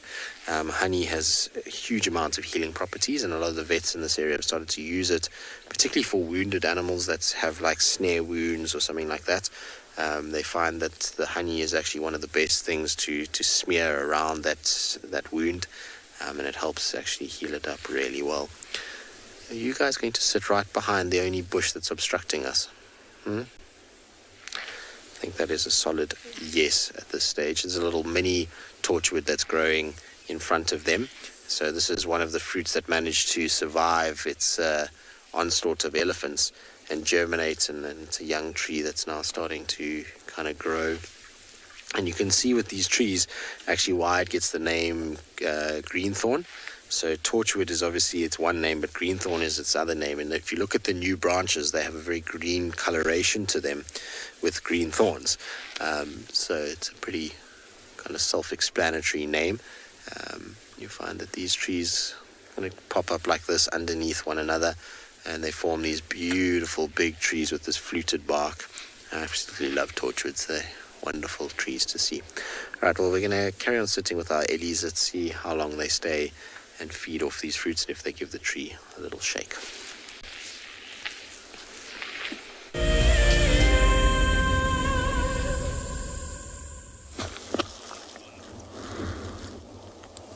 These black rhino bulls that we heard earlier is just slowly moving through like a bit of a clearing here. Difficult to get a view of them. They are just facing with their bums towards us now, but they are just moving in between some thickets.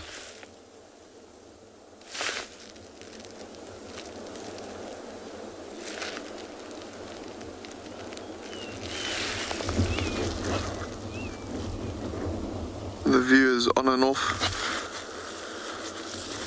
Gonna see if we can try and get a view of them.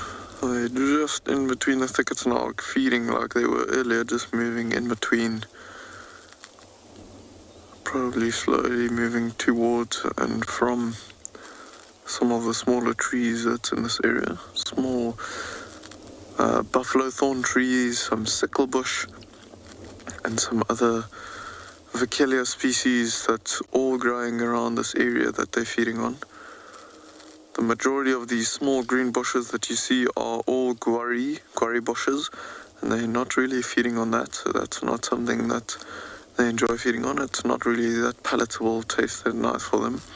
So they are more after the buffalo thorns and the sickle bush and those Vachelias, or previously known as acacias. Quite a few of those small trees growing all over here. Still in between the thicket there. Seems like they're not moving too much. There's some other vehicles, game drive vehicles, racing to this far section where we are now to come and see if they can get a view of these black rhinos, because it is so rare and so nice to see them. If I look with my naked eye, I can barely see them. So good to have some binoculars to be able to spot them.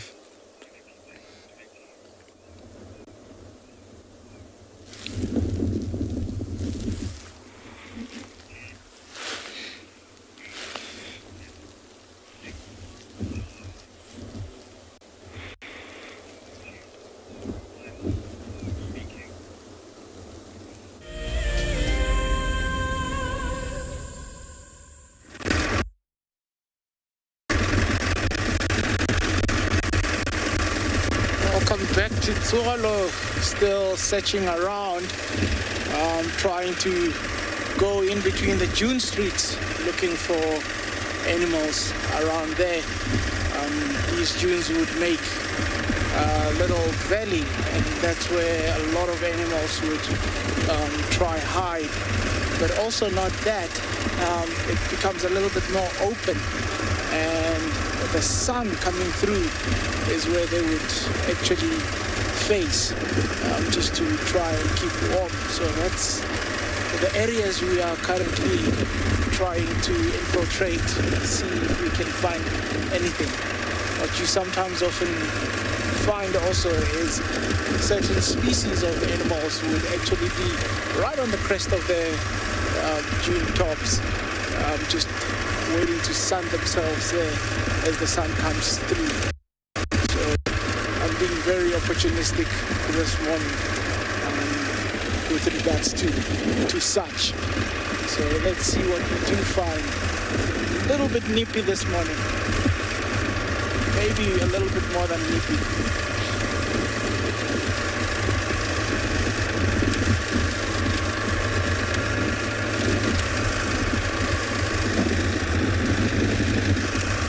Always makes for an interesting one. So for the time we're still searching, we'll send you over to another very beautiful location. Enjoy.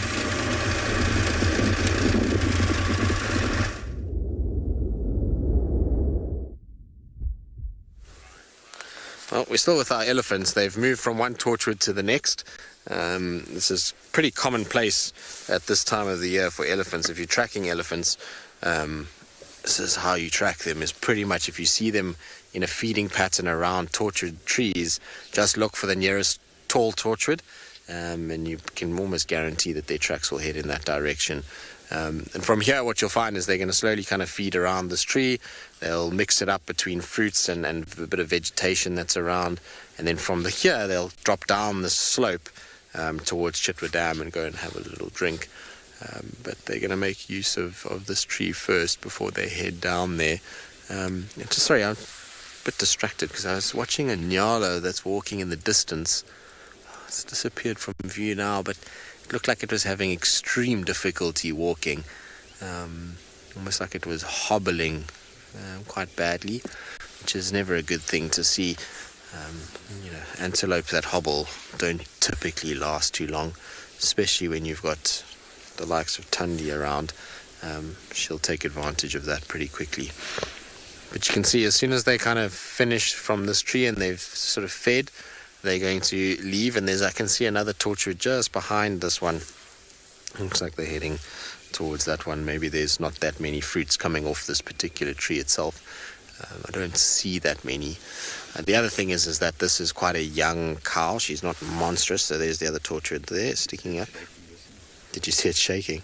I was just about to say she's not a massive individual, so shaking of the torchwoods for her is quite tricky. She doesn't really have that much of an option to be shaking the tree. The big bulls will come in and they'll shift and move a tree pretty easily, but these young cows, or smaller cows should we say, they have a little bit of a tougher time when it comes to actually moving the tree and getting the fruits to drop. You'll find the bulls are much more inclined to be able to do it. This is the one that's left here. This one has found itself a little branch that it's shoved in. At this time of the year, their diet is quite varied. There's a lot of different things that they're going to be going after. So from these torchwood fruits, then they'll target quite a lot of bush willows. And the bush willows, what they'll do is they'll either break them and then roll that branch in their mouth and strip it of that cambium layer. Or what they do is if the tree is slightly bigger, then they push the whole tree down in the hope that the roots start to expose and pull up. Bush willows have beautiful long roots that they like to eat. And so they'll target that. There's also a few tubers underground that they're going after at this time of the year that they'll also try and kind of get. But it seems like our ellies have just drifted a little bit, so I'm just going to roll forward slightly and see what we get. I don't want to really start Rusty because Rusty is so noisy at the moment. If we can just roll, is going to be much easier. All right, so I'm going to catch up with the herd, see if they're going to make their way down to the water. In the meantime, let's send you back across to Lauren.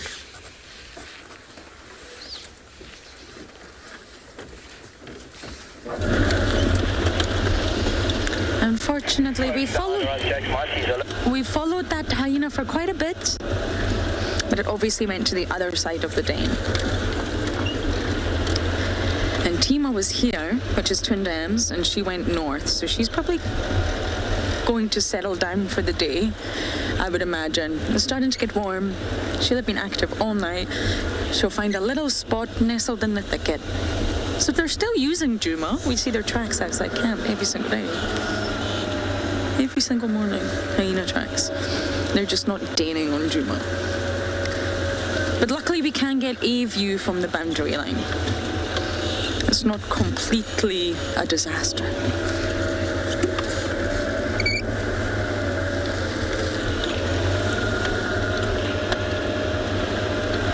She might still be around here.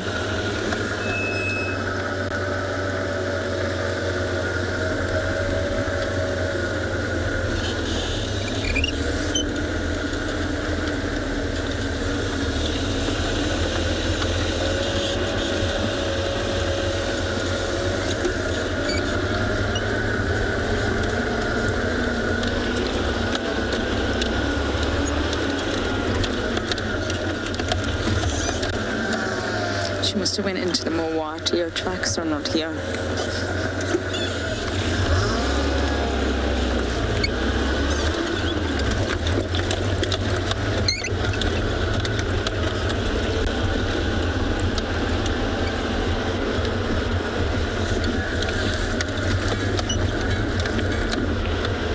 They're all desperate to spend more time with the hyenas. I know. I'm rather annoyed at myself today and the decisions I made. I'm very annoyed at myself. I should have come to the hyena den first. I mean, it's a hit or a miss. It's not something that we can really spend time at or really investigate, but I am annoyed at myself. I think the morning is a good place to come to Gowrie Main and just sit there to catch any sort of glimpses of them. I miss them. I miss them terribly. It's just so difficult to keep up with the Djuma clan now. But all we can do is try, and Tima's definitely strolled into Djuma. They are still the Djuma clan after all. I think I'm going to pop into the Mowati and try my luck with Sepwig. I haven't seen the Wig since coming back yet. Davi heard them hooting the other day, one of the owls. So I don't know whether it was the mum or the dad. So they're here. And it's a really tricky signal spot, but we can make it work. I'm a Libra, I'm very balanced, but I'm extremely stubborn. Tell Davi that one. I'm very stubborn. I'll make it work.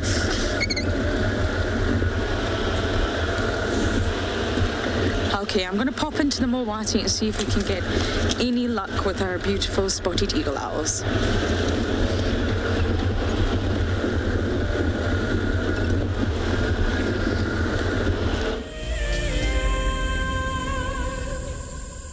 As the sun goes down in Africa, for many, the day has just begun. Wild Earth is ready for the next brand new concept, and this time it's at night. A specialized thermal drone will take to the air under the cover of darkness.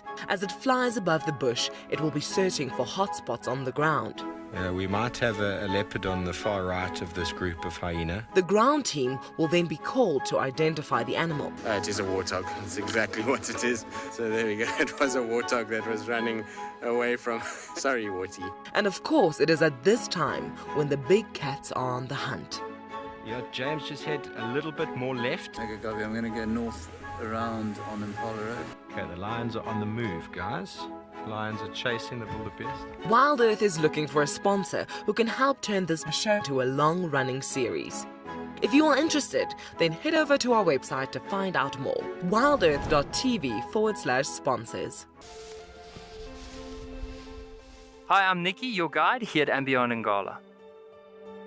So my favorite animal in the African bush definitely has to be the zebra. Because like people, with our fingerprints, every single zebra has a different stripe pattern. And, of course, a group of zebras together is called the dazzle. How unique is that? Come and join me or one of my colleagues here in Ngala for a sunrise and sunset safari on Wild Earth. I've seen something I've never seen here before. Look at these cubs. One is crossing the river. It's being washed away, unfortunately, but I'm sure the mother is going to save her. Look at that. How beautiful. Look at that. One crossing, two to go.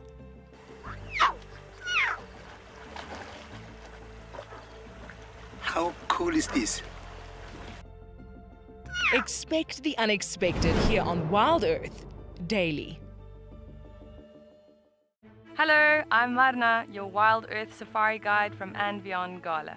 What I really like about connecting with Wild Earth viewers is that we get to speak to viewers instantly, and I get to show you this beautiful property. If you want to ask me a question, register on the Wild Earth website. Simply head over to the live safari page and you can submit your questions there. Join me or one of the other guides twice a day on Wild Earth.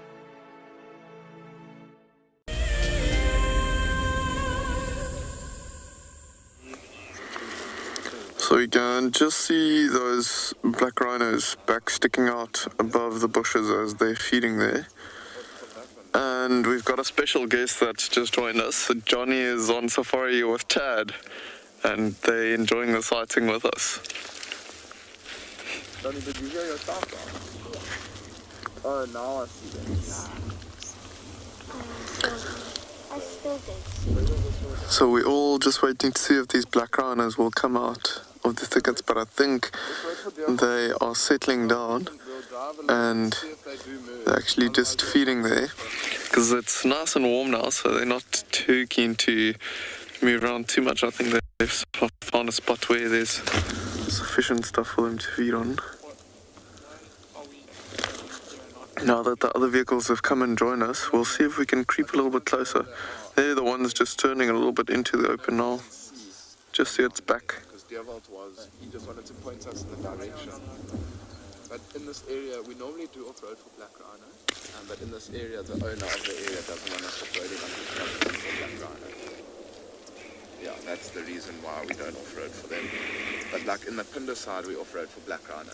I can see it there. So there's actually quite a big dead tree down in the valley. Probably died from a lot of water coming down this dry river drainage line here. Even though they are slowly feeding, it's still amazing to see them. And that's why Johan and I have been spending almost the whole morning sitting watching them, because black rhino is so special. People go on safaris for years and years without ever seeing one. So very special to see.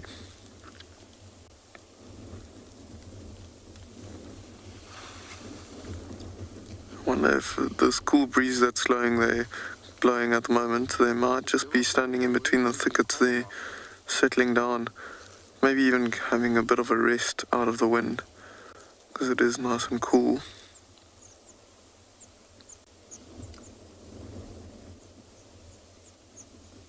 I'll just see one.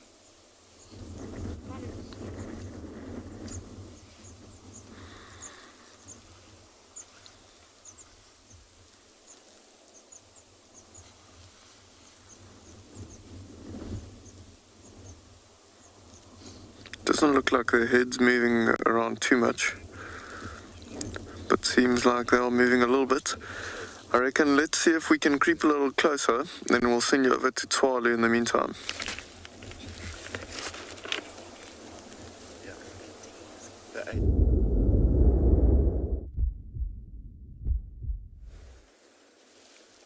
Welcome back to Tswalu Kalahari. We are at one of the meerkat barrows. These, mind you, are not any of our habituated ones, but it's just to show you how delayed everything is here back at the Kalahari. We just saw one popping out, checking the surroundings, feeling how the temperature is, and just went back down, probably just to give a bit of info to the rest at the bottom there. Let's wait a little bit and see if they do start popping out. It's still a little bit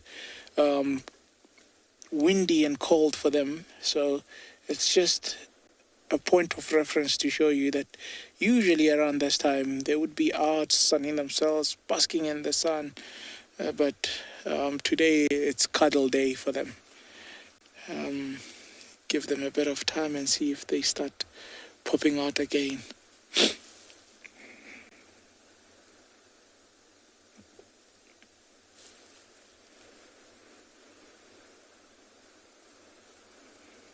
Very susceptible to the cold, so they would take the time before they actually come up.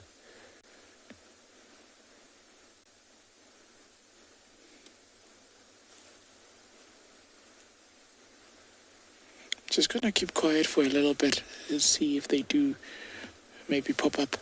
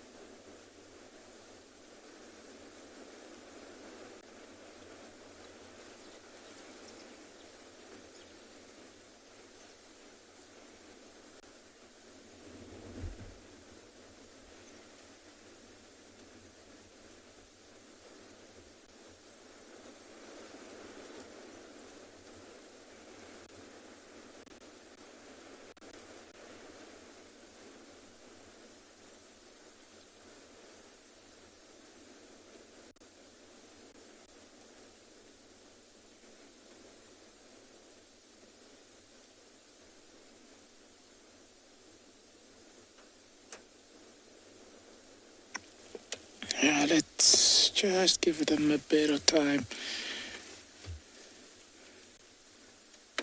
Sometimes it's just that need to check if we are a threat. Are we really a threat, not a threat? Just assessing that, and then they'll start popping up again. I mean, you can imagine for something so small, almost everything goes for them. So they have to be super, super vigilant. And I mean, this just goes to show how habituated the habituated ones are. It just shows you the difference in behavior.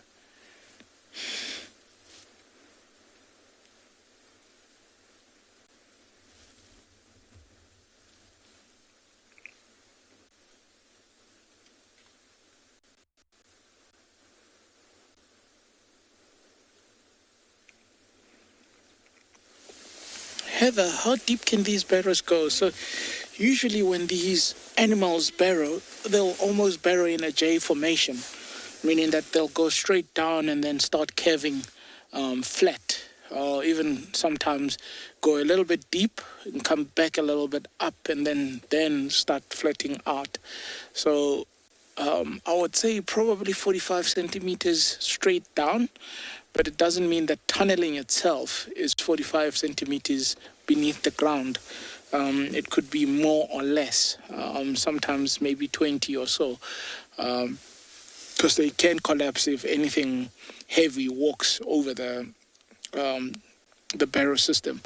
I mean, things like your eland walking, coming as a herd and running past that could easily collapse those. Giraffe, would easily collapse those. But the tunneling system is actually very interesting, that they do it in such a way that wherever they come together as all of them, it's an area where it would be insulated so that they can keep the body warmth. But the J formation, or the slant that they make, is also to help with drainage in the times where there is rain. So it's a well thought of survival strategy for them, that they do it that way. Sometimes it doesn't even curve back up, it would curve to the side. So just that kink makes it possible for draining or for drainage. That's why they would do such. But also look at how many entrances there are. So it's a lot of work for them, in the sense that, especially on a day like this where it would be very windy, it means a lot of that sand goes back into those barrows. So there would be a lot of work once it starts warming up, where they'll start coming out and trying to get rid of all that sand out again. And obviously with the amount of time that they would have spent inside would mean also there would be feces and other things that they would try and get rid of.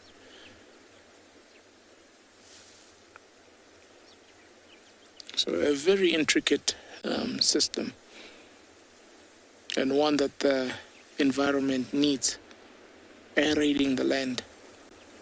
That's part of the purpose of them digging tunnels like they are.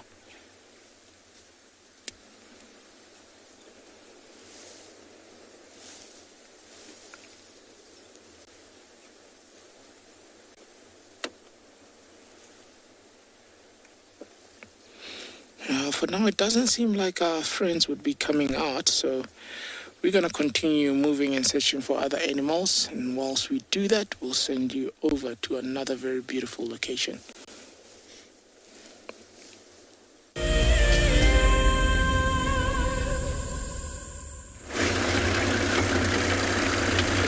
So we are just trying to reposition our vehicle a little bit to see if we can get a view of these black rhinos again. The other vehicles join us and we try to get a bit closer, but they are a little bit nervous.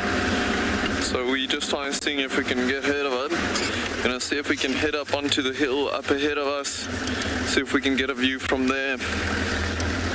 There's quite a large herd of buffalo that was in the distance that's also moving in this direction. And we also want to see this valley that's just here ahead of us. See if we can look into this dip, see if there's maybe some other rhinos or other animals that's trying to get out of this cool breeze. The other vehicles also around the corner, just trying to see if they can get closer to those black rhinos along the roads.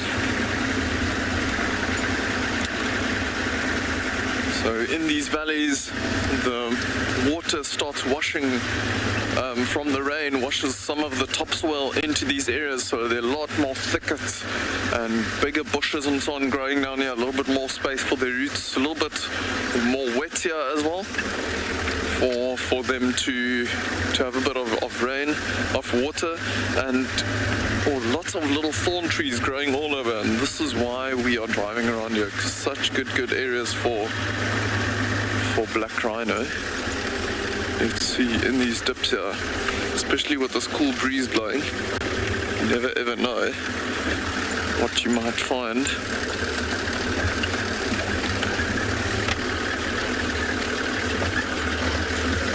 It seems like it's actually nice and quiet. There's barely any wind down here. So with black rhino and other rhino and white rhino as well, they rely so much on smell and hearing. They're trying to get out of the wind quite often. So always a good spot to look around these areas. Because if the wind blows, they can only rely on what the wind is bringing to them.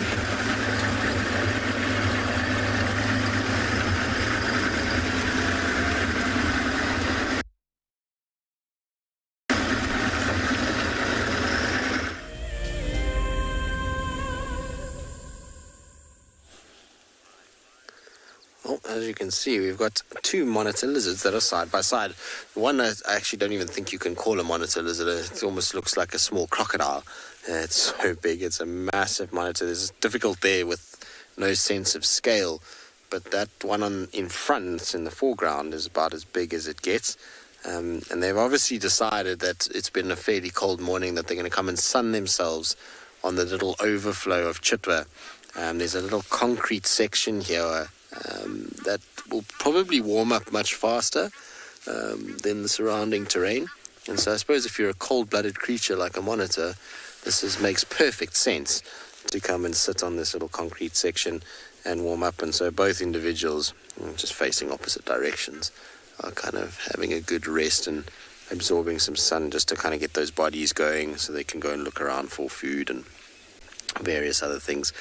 And it's probably why this area, actually, when you see these two sort of sized monitors, why the crocs here have struggled so much over the years to raise any sort of young. It's not that crocs are efficient mothers everywhere.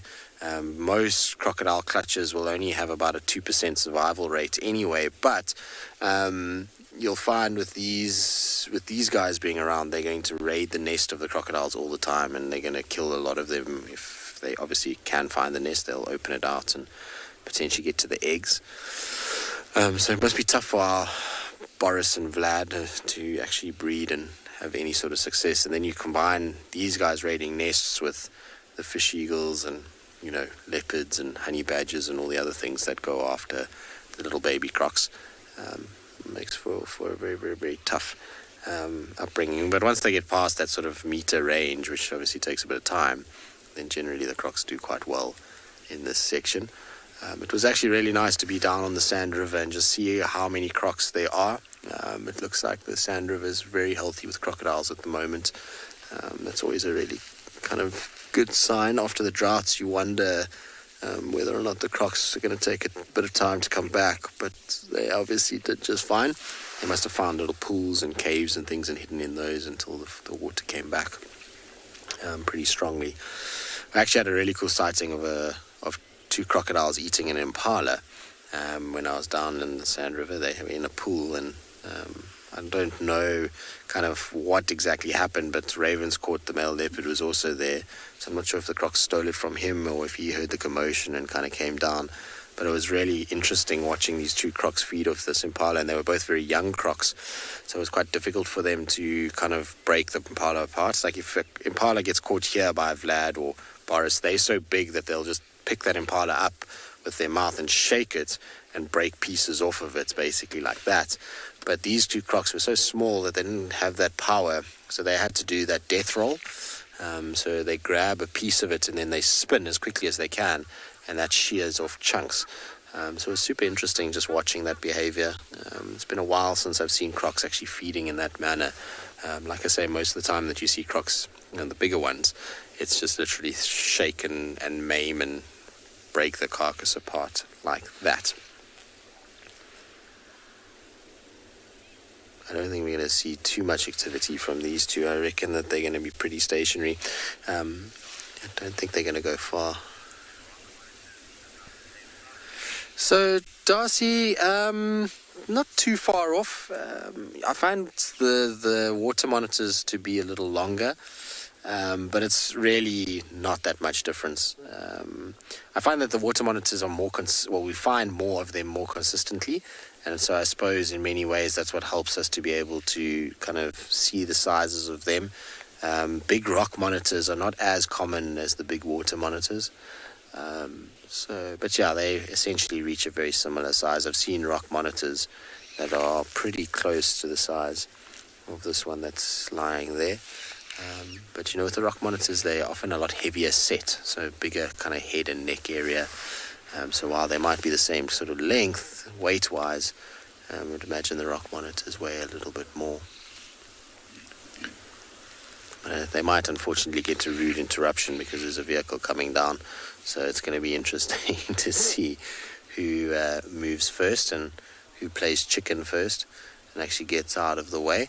I suspect that the monitors will be the first ones to kind of just slink off the bridge and head down off the edge. There we go. We're going to have a car just come past. Our monitors actually stayed, which is pretty amazing. They decided that they didn't want to actually move. I see now they've just kind of gone past the edge of the little concrete section, but they didn't move far. I would have thought they would have scuttled off a lot further than they did. You can just kind of see a tail sort of hanging off the edge now. I'm sure they'll come back up at some point.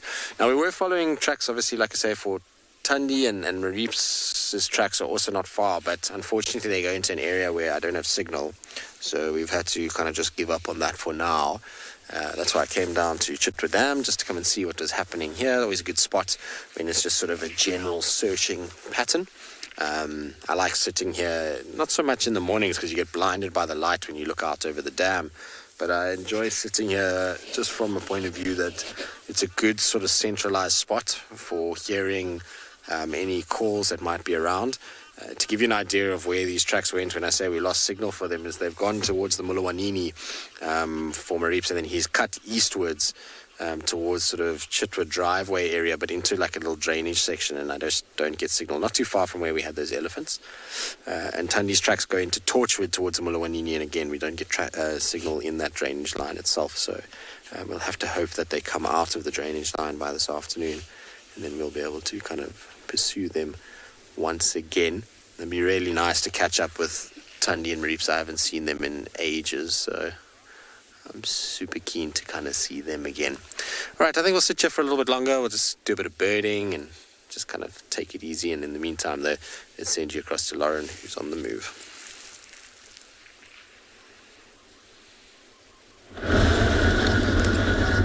You take it easy, Tristan. You put your feet up. Why not?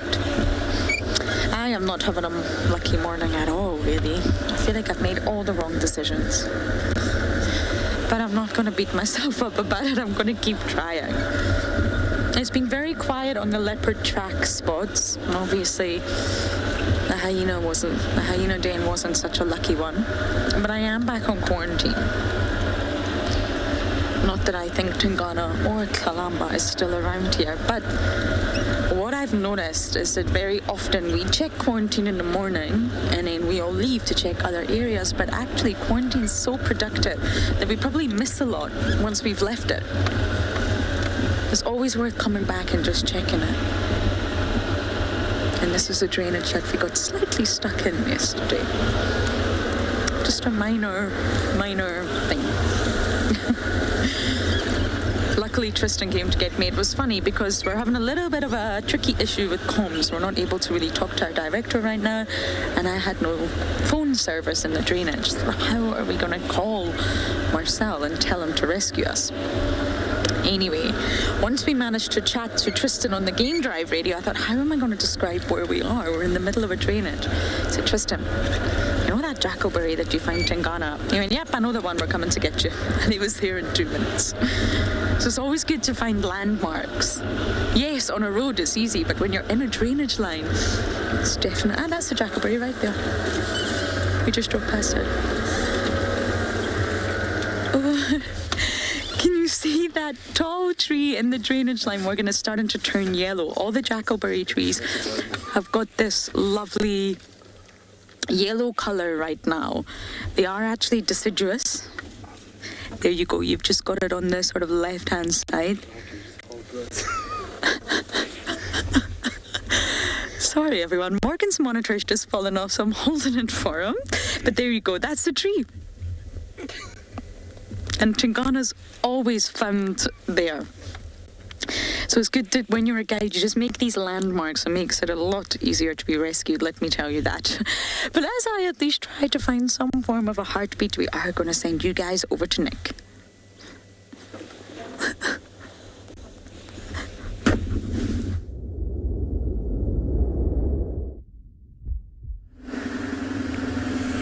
So I went down for a short walk on the tracks of those lions, and I was making some nice progress when they started to roar just in front of me. So we pretty much know the exact area where these lions that are roaring are, but there's 2 vehicles with guests in that are going to go ahead of me to try to see if they can find them. We were very close to finding them. We were this far away this morning. But hopefully the other vehicles will end up locating them, and then we can go potentially have a look if they find them in time. It does sound like it's the 2 males roaring, and with the fact that we didn't see the tracks of the cubs coming out, I wouldn't be surprised if there's a lioness and some of the youngsters there as well. So we'll just wait for updates on the radio. Hopefully they will find them. We are now driving along the northern bank of the Timbavati riverbed, and just seeing, to be honest, what else we can find. It's been a nice long morning tracking lions, and we were very close to finding them, which would have been very, very cool. But let's hope that the other vehicles manage to locate them, and then we can hopefully go and have a look. And while we drive along here, you can see, or you won't be able to see, but there's no one's driven here this morning, so we'll be having a careful look for any tracks.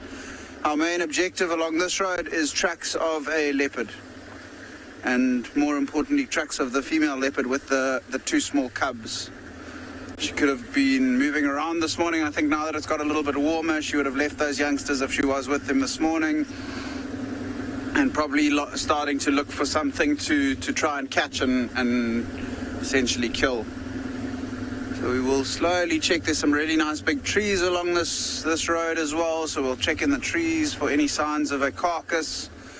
Actually, now with the leaves coming off most of the trees, and the canopies being a little bit sparser for those trees that still have leaves, we...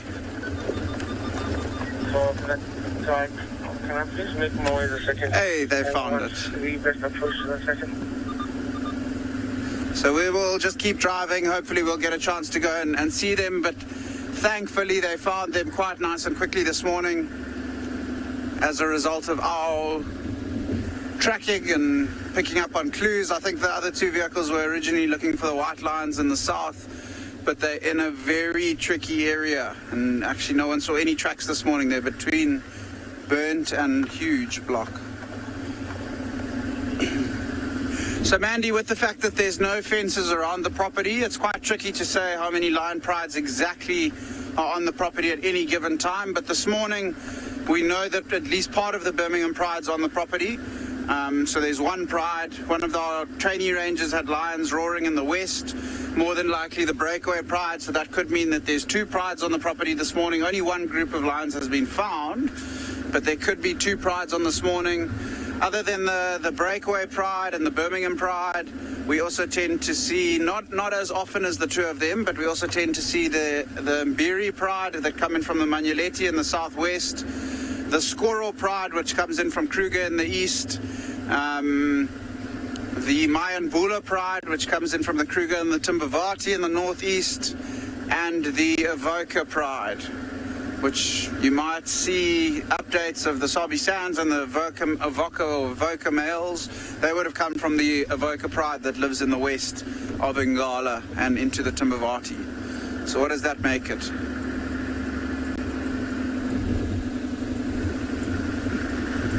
Six different prides. It's quite crazy to think that one property could have 6 different prides on it at any given time. And I think this sort of area between here, Open Gate and the Kruger National Park, and Satara, all the way east towards the Swaney areas, one of the better areas to look for lions around around the Kruger National Park. So we've really got quite a good area where the property of and beyond Ngala is for lions and lion dynamics, and that's the name Ngala, I'm sure most of you know, means lion in Shangaan. But I'll hear what the update is around those animals that have just been found, and if we do have time this morning, hopefully we'll get a chance to go and see what the makeup is and see what those lions are getting up to.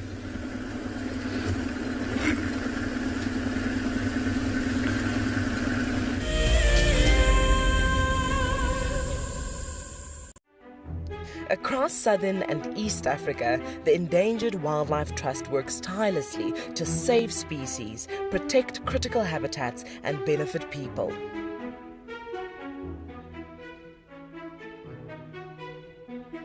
Join the EWT in returning wildlife to the wild.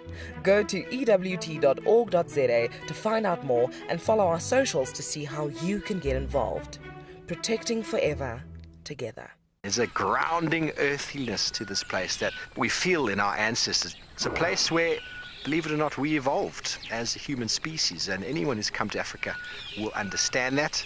The connectivity that the continent has to the person and to people's souls is next level. I'm thoroughly looking forward to taking you on your next adventure when we explore all the small and big things. Catch up with the guides daily here on Wild Earth.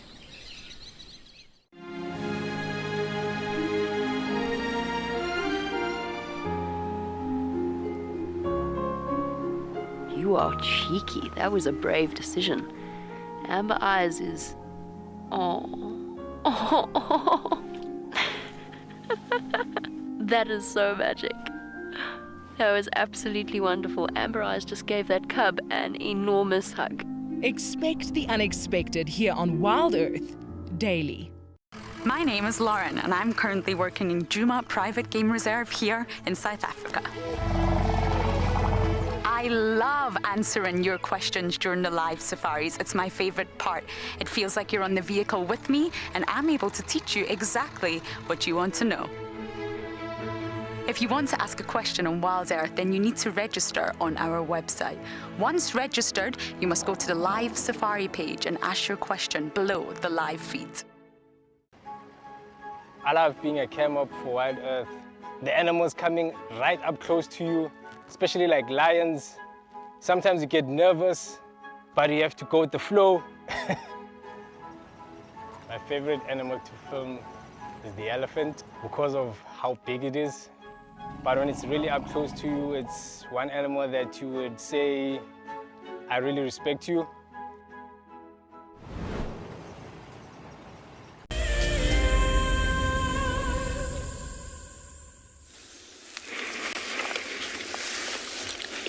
We kept on driving after losing visual of those black rhinos, and look what we found here, a group of zebras and quite a few giraffes spread out and feeding and just enjoying this warm sun coming over.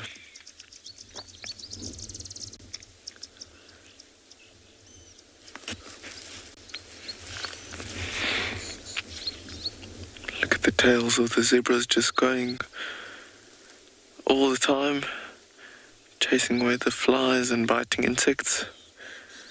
There's a giraffe coming from the right hand side that's coming across to the rest. Wonder if it's also heading to that thicket where the rest of them are feeding. There's actually a young giraffe there as well. 2 young ones, smaller ones feeding there in the back. Have a look through the binoculars. Looks like it's a young bull that's walking there, coming to feed now. I can see how thick the horns are, quite flat on top.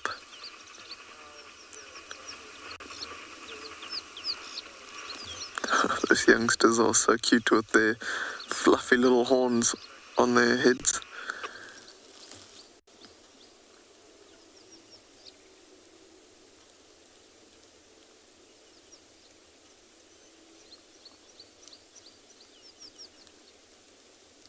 Looks like a big female that's in front of that young bull. And see how he's going to her and smelling her. Maybe checking if she's in estrus. Getting some information from her, but he's not fully grown. You can see he's a little bit smaller than the female there. Walking around to the other side of the thicket now.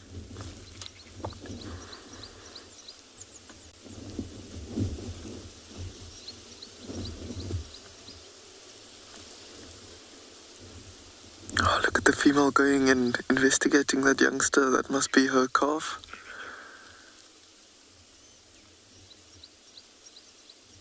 These baby giraffes are so cute. Oh, she's trying to get away from that bull. See how she's like turned around now, and now she's coming back this way again. Let's see if there's an interaction between her and that youngster there. Yeah, all of them coming and standing together.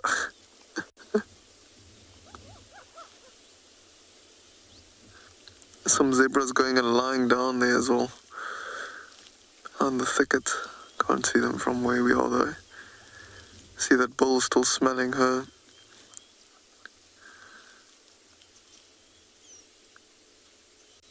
Oh. Oh, look at that. See the male's actually tasting the urine of the female.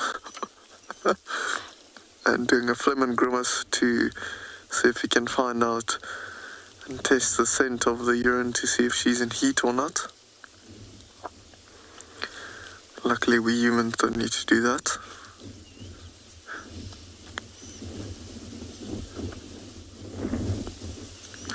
See, there's now another individual standing with the 2 youngsters in the back there.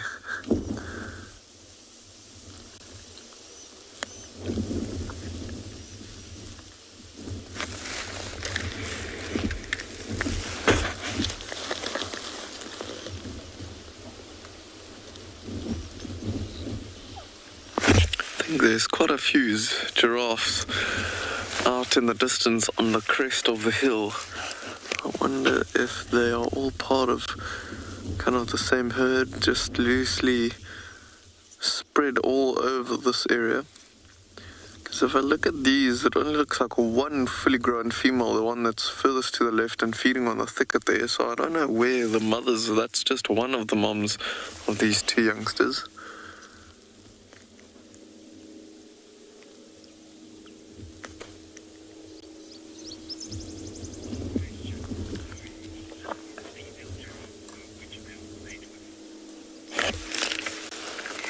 Though you're asking how the females know which male to mate with. So the male giraffe will have a hierarchy in between all of them. they're not really territorial or anything like that. So I suppose they choose the biggest and the strongest one. And if there's only one of them, I suppose their choice is kind of made for them. Yeah, the youngsters are starting to move to the giraffe that's up on the crest there. I wonder if they can see them there in the distance.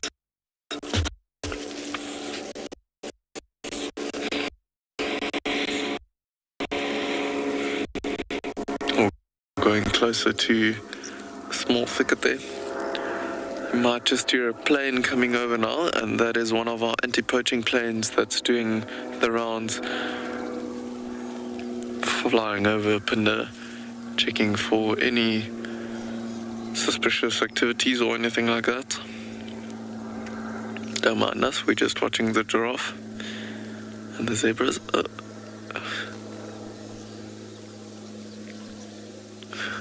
Looks like this young giraffe is following the sub-adult giraffe. It's just following these youngsters constantly and smelling towards them. They're kind of like pushing and shoving each other. I think they're all a little bit playful. Yeah, look at that.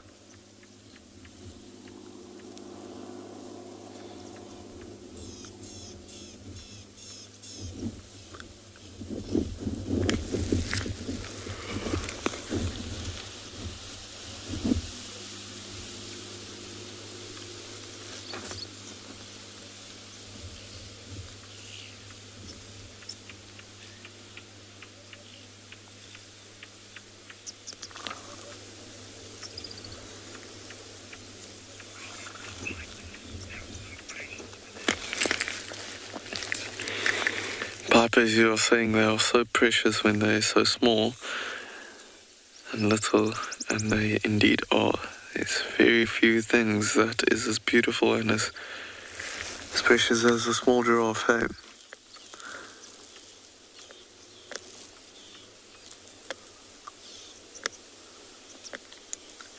A lot of grooming happening, and I can hear quite a few red-billed oxpeckers. I wonder if they're just flying in between these giraffes and the zebras.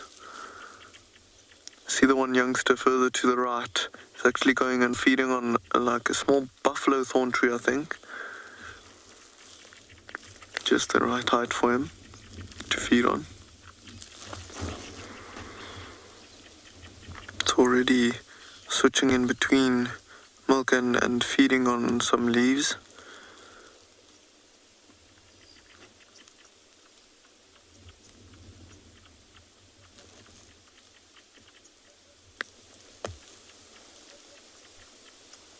Oh, looks like the older one that's moving off to the right wanted to pick something up for a moment off the ground. Let's keep an eye on it and see where it goes. Might just be going to the next thickets or next trees to go feed. But look, it's constantly looking down to the ground and listening down to the ground as well. I wonder if there's maybe some bones it wants to chew on. It's almost like it's searching. See how it's moving its head from side to side? Oh no, it's just going to some small buffalo thorn trees there.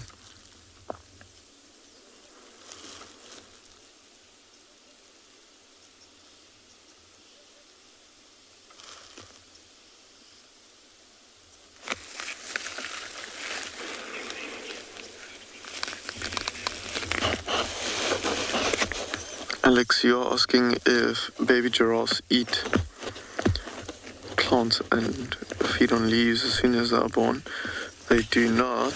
They are only drinking milk when they're born, and then for the first little while they'll only drink milk, and then after that start feeding on leaves, and they'll start to switch over like gradually until their mom stops producing milk or until they get weaned by their mother. Oh, look at these two adults rubbing necks there. And actually that young bull is still following this female. I think he's trying to take his chances with her now that there's no older bulls and bigger bulls around, because otherwise he would definitely not be in the running.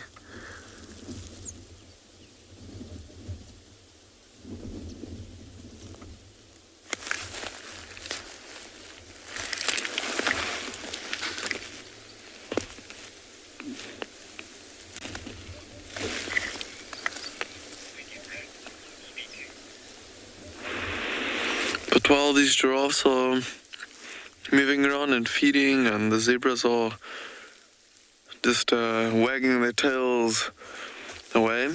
We're gonna see if we can keep on going and see if we can find some other animals.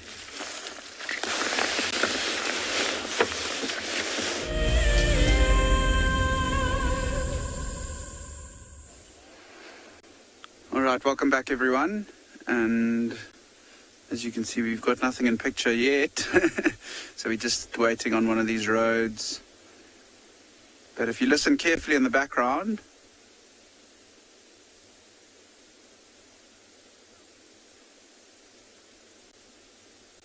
there is a bird calling.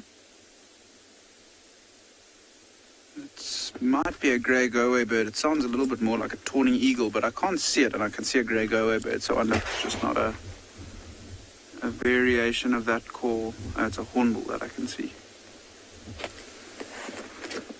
But I'm just going to be quiet for a little while and listen to the sounds of the bush.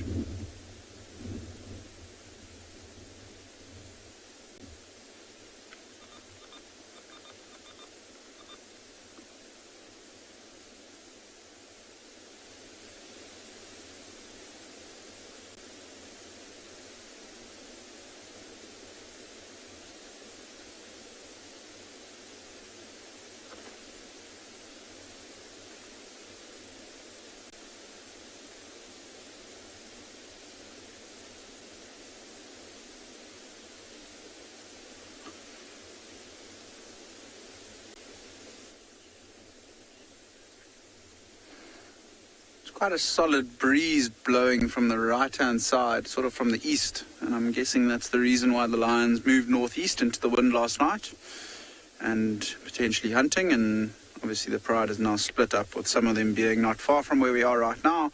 Hopefully we'll get to them in the next sort of 10 minutes, and then the rest of the pride with their tracks heading further north and east. But it is always quite nice to just turn off and listen to the sounds. See that beautiful big knobthorn, and I've noticed the knobthorns are starting to get a few flowers on them as well.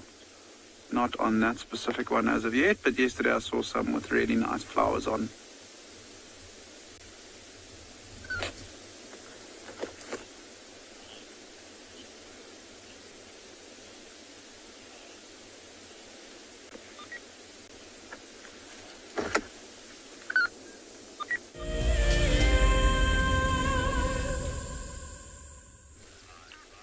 Well, we might not have found a spotty predator, but we found probably one of Africa's most iconic, especially from a calling point of view. A fish eagle that is busy sitting up there at the moment, just eyeing our Chitwa Dam, and like sitting with them. Sometimes you get some cool behavior from these guys. I remember it was one of my favorite things about being at Chitwa when I was working, was the fish eagles. Used to watch them catch fish. We used to watch them go after the Egyptian geese from time to time, monitor lizards. They're pretty efficient little hunters, and I've seen them catch some rather large fish out of this dam. In fact, sometimes so big that they actually can't even get themselves out the water, and they have to swim themselves to shore, which is a dangerous game to play in a place like this, because our two big crocodiles, if these fish eagles are a little bit too far, could easily come down and grab them. So you find that they, if they do it, it's generally when they're close to shore, and they kind of use their wings as a big sort of powerful stroke, and it gets them to the edge, and then they sort of drag the catfish out from there and then feed off it. It's not that common that they do it, but I've seen them take probably, in the time that I was at Chitwa, maybe 6 or 7 different catfish that were, I would imagine in size-wise, probably double the size that they are, which is a pretty spectacular catch, and just gives you an idea of how strong these fish eagles are, with not only with their feet, but also how powerful they are to be able to swim with a fish that's designed to be in water, and get them to the bank and be able to kind of subdue them from there. So pretty amazing. But they are big hunters of these Egyptian geese, which you can probably hear honking away in the background. They hunt the little ones quite regularly. When they're still small and are not able to fly, you find the fish eagles come down and grab them. So they're pretty efficient predators when it comes to hunting around water points. And then, like I say, their call is just, synonymous with Africa. Anyone that's heard it or watched anything to do with Africa, generally there's a fish eagle call somewhere in that audio track if it's a documentary thing. And if you've been to Africa, if you've been anywhere near water, you'll know the call very, very well. Always when I hear it, it just makes me feel like I'm in the right place. I love their sound that they make. Jamie, you asked if we ever find eagles in flocks. So generally no. Most eagles are going to pair together for life, and they'll just be this kind of little pair that stays in a certain area. But what you will find when eagles potentially look like they're flocking, if you want to call it that, is like if there's a termite hatch, then sometimes what you'll find when the termites are hatching and there's lots of winged owlets that are around, you'll get multiple members of the same species. So let's say like lesser spotted eagles or Wahlberg's eagles, you can often find lots and lots of them kind of hanging around feeding off these termites.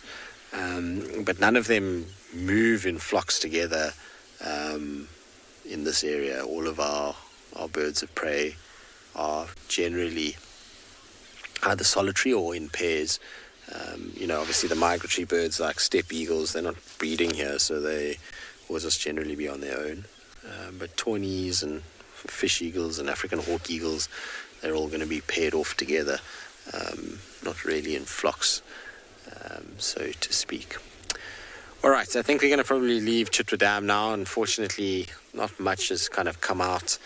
We haven't heard anything while we've been sitting here other than Egyptian geese making a lot of noise. So we're probably going to start making our way slowly back to Djuma and see what we can kind of get on the way. I'm hoping that maybe we'll get a little last-minute leopard that will pop out somewhere. And we'll be able to kind of view it. But we've been, it's weird because coming back, normally your first day back, you're kind of quite keen to see leopard and those kinds of things. But because I've just been on this trip now, we got actually spoiled with a number of different individuals, and I got to see a number of cats that I wanted to see. That yearning for leopards is not as bad as it normally is. I mean, it's there, but it's certainly not as bad as it normally is. So hopefully we'll get one, but if we don't, we've at least established our scent trail and we'll be able to start picking them up this afternoon. All right, in the meantime though, let's send you back across to Nick and see how he's doing this morning.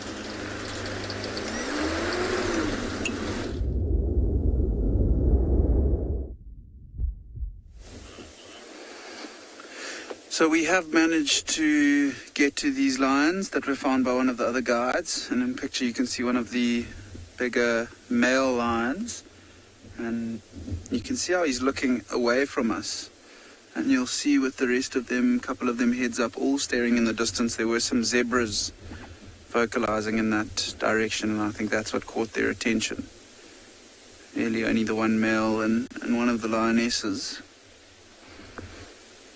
And I was not far from this position when I was on foot and I heard them calling. So it would have been quite cool to find them and watch them roar while walking, but nonetheless very cool to have been able to find them in the vehicle.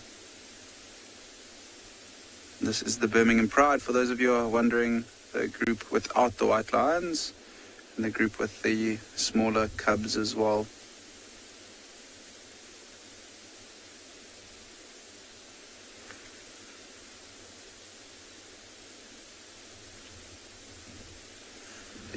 You can see one of the youngsters moving back across to one of the other lionesses. I think it's going to go try see if it can't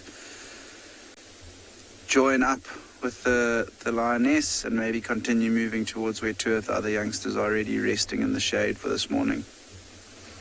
Wouldn't say it's incredibly hot, so that's why these lions are still out lying in the sun enjoying the last bit of warmth for this morning before it gets really, really warm, and then they will try and find shade, which there's lots of nice shady spots around here, so I think they're probably going to be settled down in this area for the rest of the day unless something disturbs them, like maybe a herd of elephants if they were to come through, or if there's an opportunity to hunt something.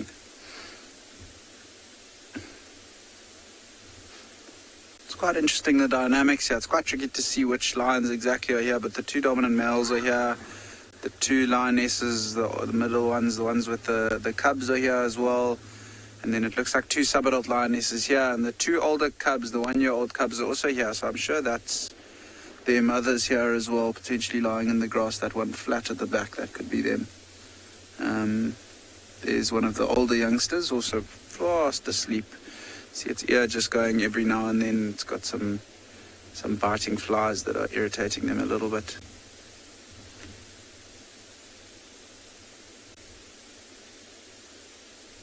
They didn't end up moving as far as I would have expected them to have moved last night, considering the lionesses looked quite hungry. And I can't see any blood on them, but maybe at some stage during the evening they managed to catch something small like an impala, and that slowed their progress down.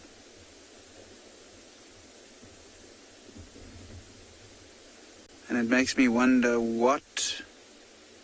I mean, the tracks that we originally had were definitely of this group, but the tracks that we saw crossing much further north and east of here can't be any of these lions, because it's the same group that we had the tracks of behind us. So I'm wondering if maybe it isn't another group of the pride. The tracks of the sub-adults that we saw, it looked like they were just the 3 sub-adult males and 1 lioness that were in the south. So I wonder if the white lioness and one of the older lionesses and some of the other sub-adult lionesses, that wasn't their tracks that we had crossing north and east into that very big wilderness block.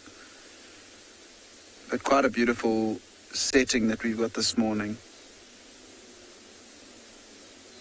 Might be able to hear those little cubs whining at mom, trying to get space to suckle on one of her teats.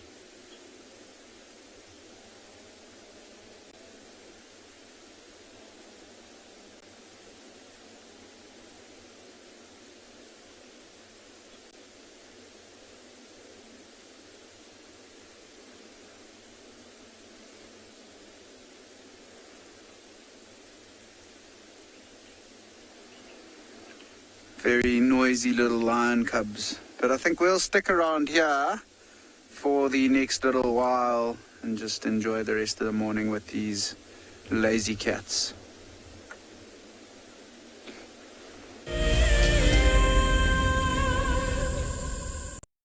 As one of the industry's best and Fagasa Indoors training institutes, NJ Moorfield Guide College produces professional guides of exceptional caliber and gives students from around the world an incredible experience.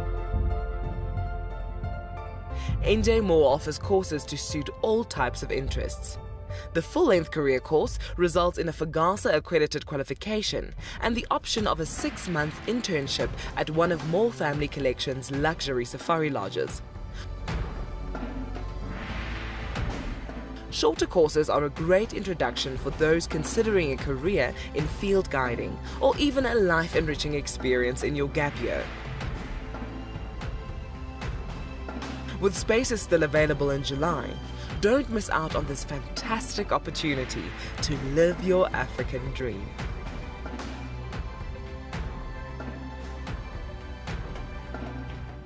Hello everyone, my name is Trishala and I am a naturalist and safari guide here in Djuma Game Reserve in the Sabi Sands in South Africa. I think that the information that we provide, and most importantly the questions that you ask, give both you and I a really good idea of what's going on.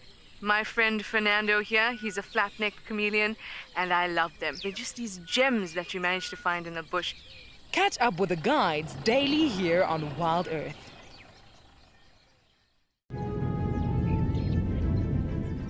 Oh, it's gonna be in trouble now. Oh, this is unbelievable stuff. Here comes a hippo in too. Go, Impala! There's a hippo coming in. I can't believe what we're seeing here. This is what we normally see in East Africa. It's all over. Hippo leaping at the crocodile now. Everything's gone underwater. Expect the unexpected here on Wild Earth daily. Hi, my name is Tristan Dix, and I am a guide here at Djuma Private Game Reserve for Wild Earth. We love connecting you to the African bush, and we always look forward to all of your questions. If you want to ask a question on Wild Earth, you'll need to register on the website. Once registered, go to our live safari page and submit a question below the live feed. Catch up with me on Wild Earth.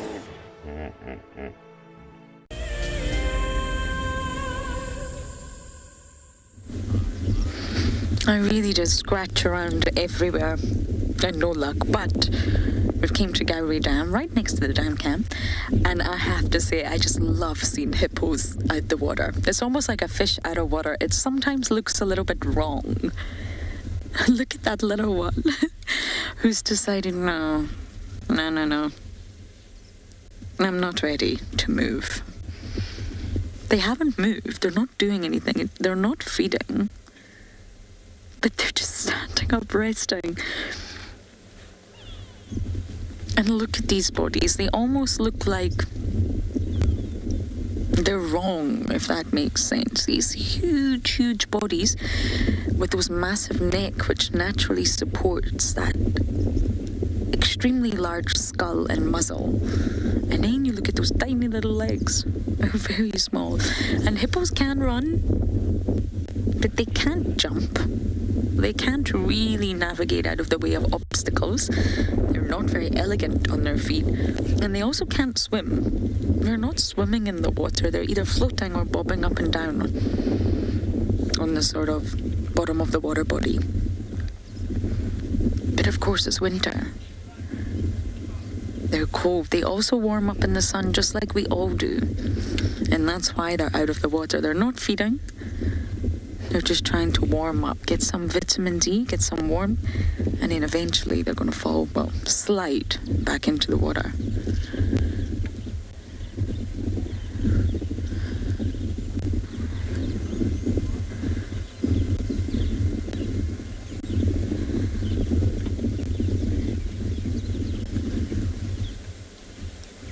They look like statues. I think they're real. They literally look like someone's just planted statues there. But I think I'm going to spend the rest of the drive at this waterhole. At least I can get lucky with some animals. And for now, we're going to send you across to Nick with his lions.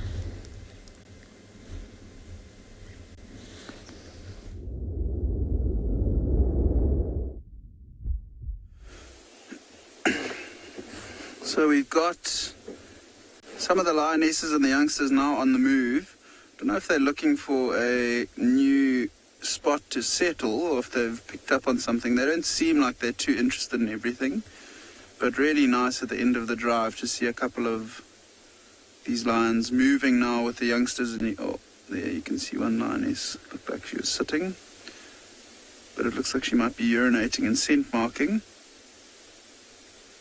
And I think what we'll do is we'll stick with them and follow them. But I think this angle where we're sitting right now, it's quite a cool shot to just see, especially those little cubs and their black ears just moving through the grass. You can see how long the grass is as well, with the cubs just disappearing into it. And having that gorgeous male lion right in the middle of the picture as well.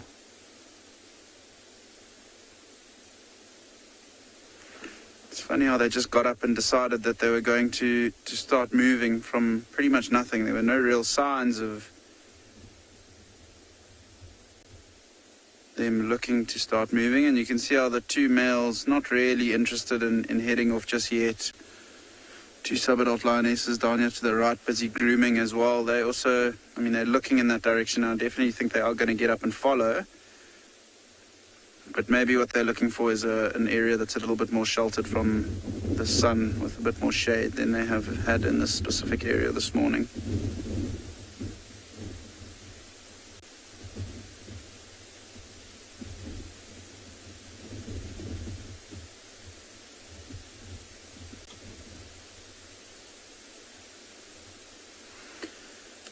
I'm sure you will get a chance to see these lions later if it is on the plans for Dyke, who will be taking over this afternoon. Exciting for him to be back on.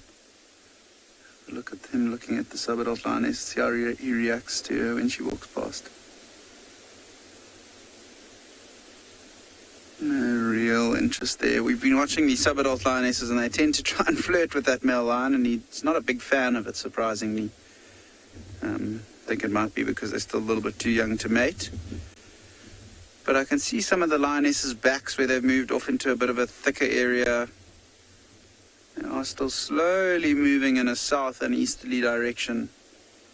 Maybe they're deciding that it's time for a drink, and that's what the pleasure is of wintertime. I remember hearing that Lauren was saying how much better the game viewing is in winter. It's definitely easier to find animals, and with the cooler temperatures, you've got more chance of seeing things like lions moving late into the morning. If this was summertime by now, it would be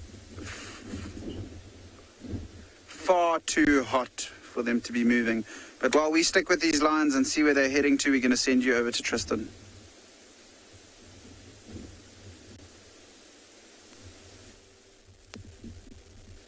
Well, our mix sticks with these lions. We managed to find a little spotty bum. We came back the route that I'd come out this morning from Djuma and found female tracks on top of mine. And so we quickly followed them as fast as we could to try to see if we could catch this cat before the end of the drive, and managed to find her sitting at a tree house. Down. Now, the audio apparently not very good. 2 seconds. My apologies. There we go. It should be a lot better now. But yeah, so basically we were trying to follow tracks as fast as possible in order to try and catch up with her before the end of drive, which we have managed to do. Super cool. Her tracks were on top of our vehicle tracks, so we knew that she couldn't be far. And she's busy hunting impalas that are coming down to drink. Now, which cat it is, I think it's Moya. I can't see nicely just yet, because all I've got obviously is a tail, and we were super excited to find her kind of sitting here, but I think it's her. Can I just turn a little bit? Could be Tlalamba. The two of them are both in this area lately, but it looks like it might be Moya. I haven't seen her in a while, so without seeing her face, it's going to be a little bit tricky. But I'm glad we managed to find her, and I don't think she'll go too far if it is her.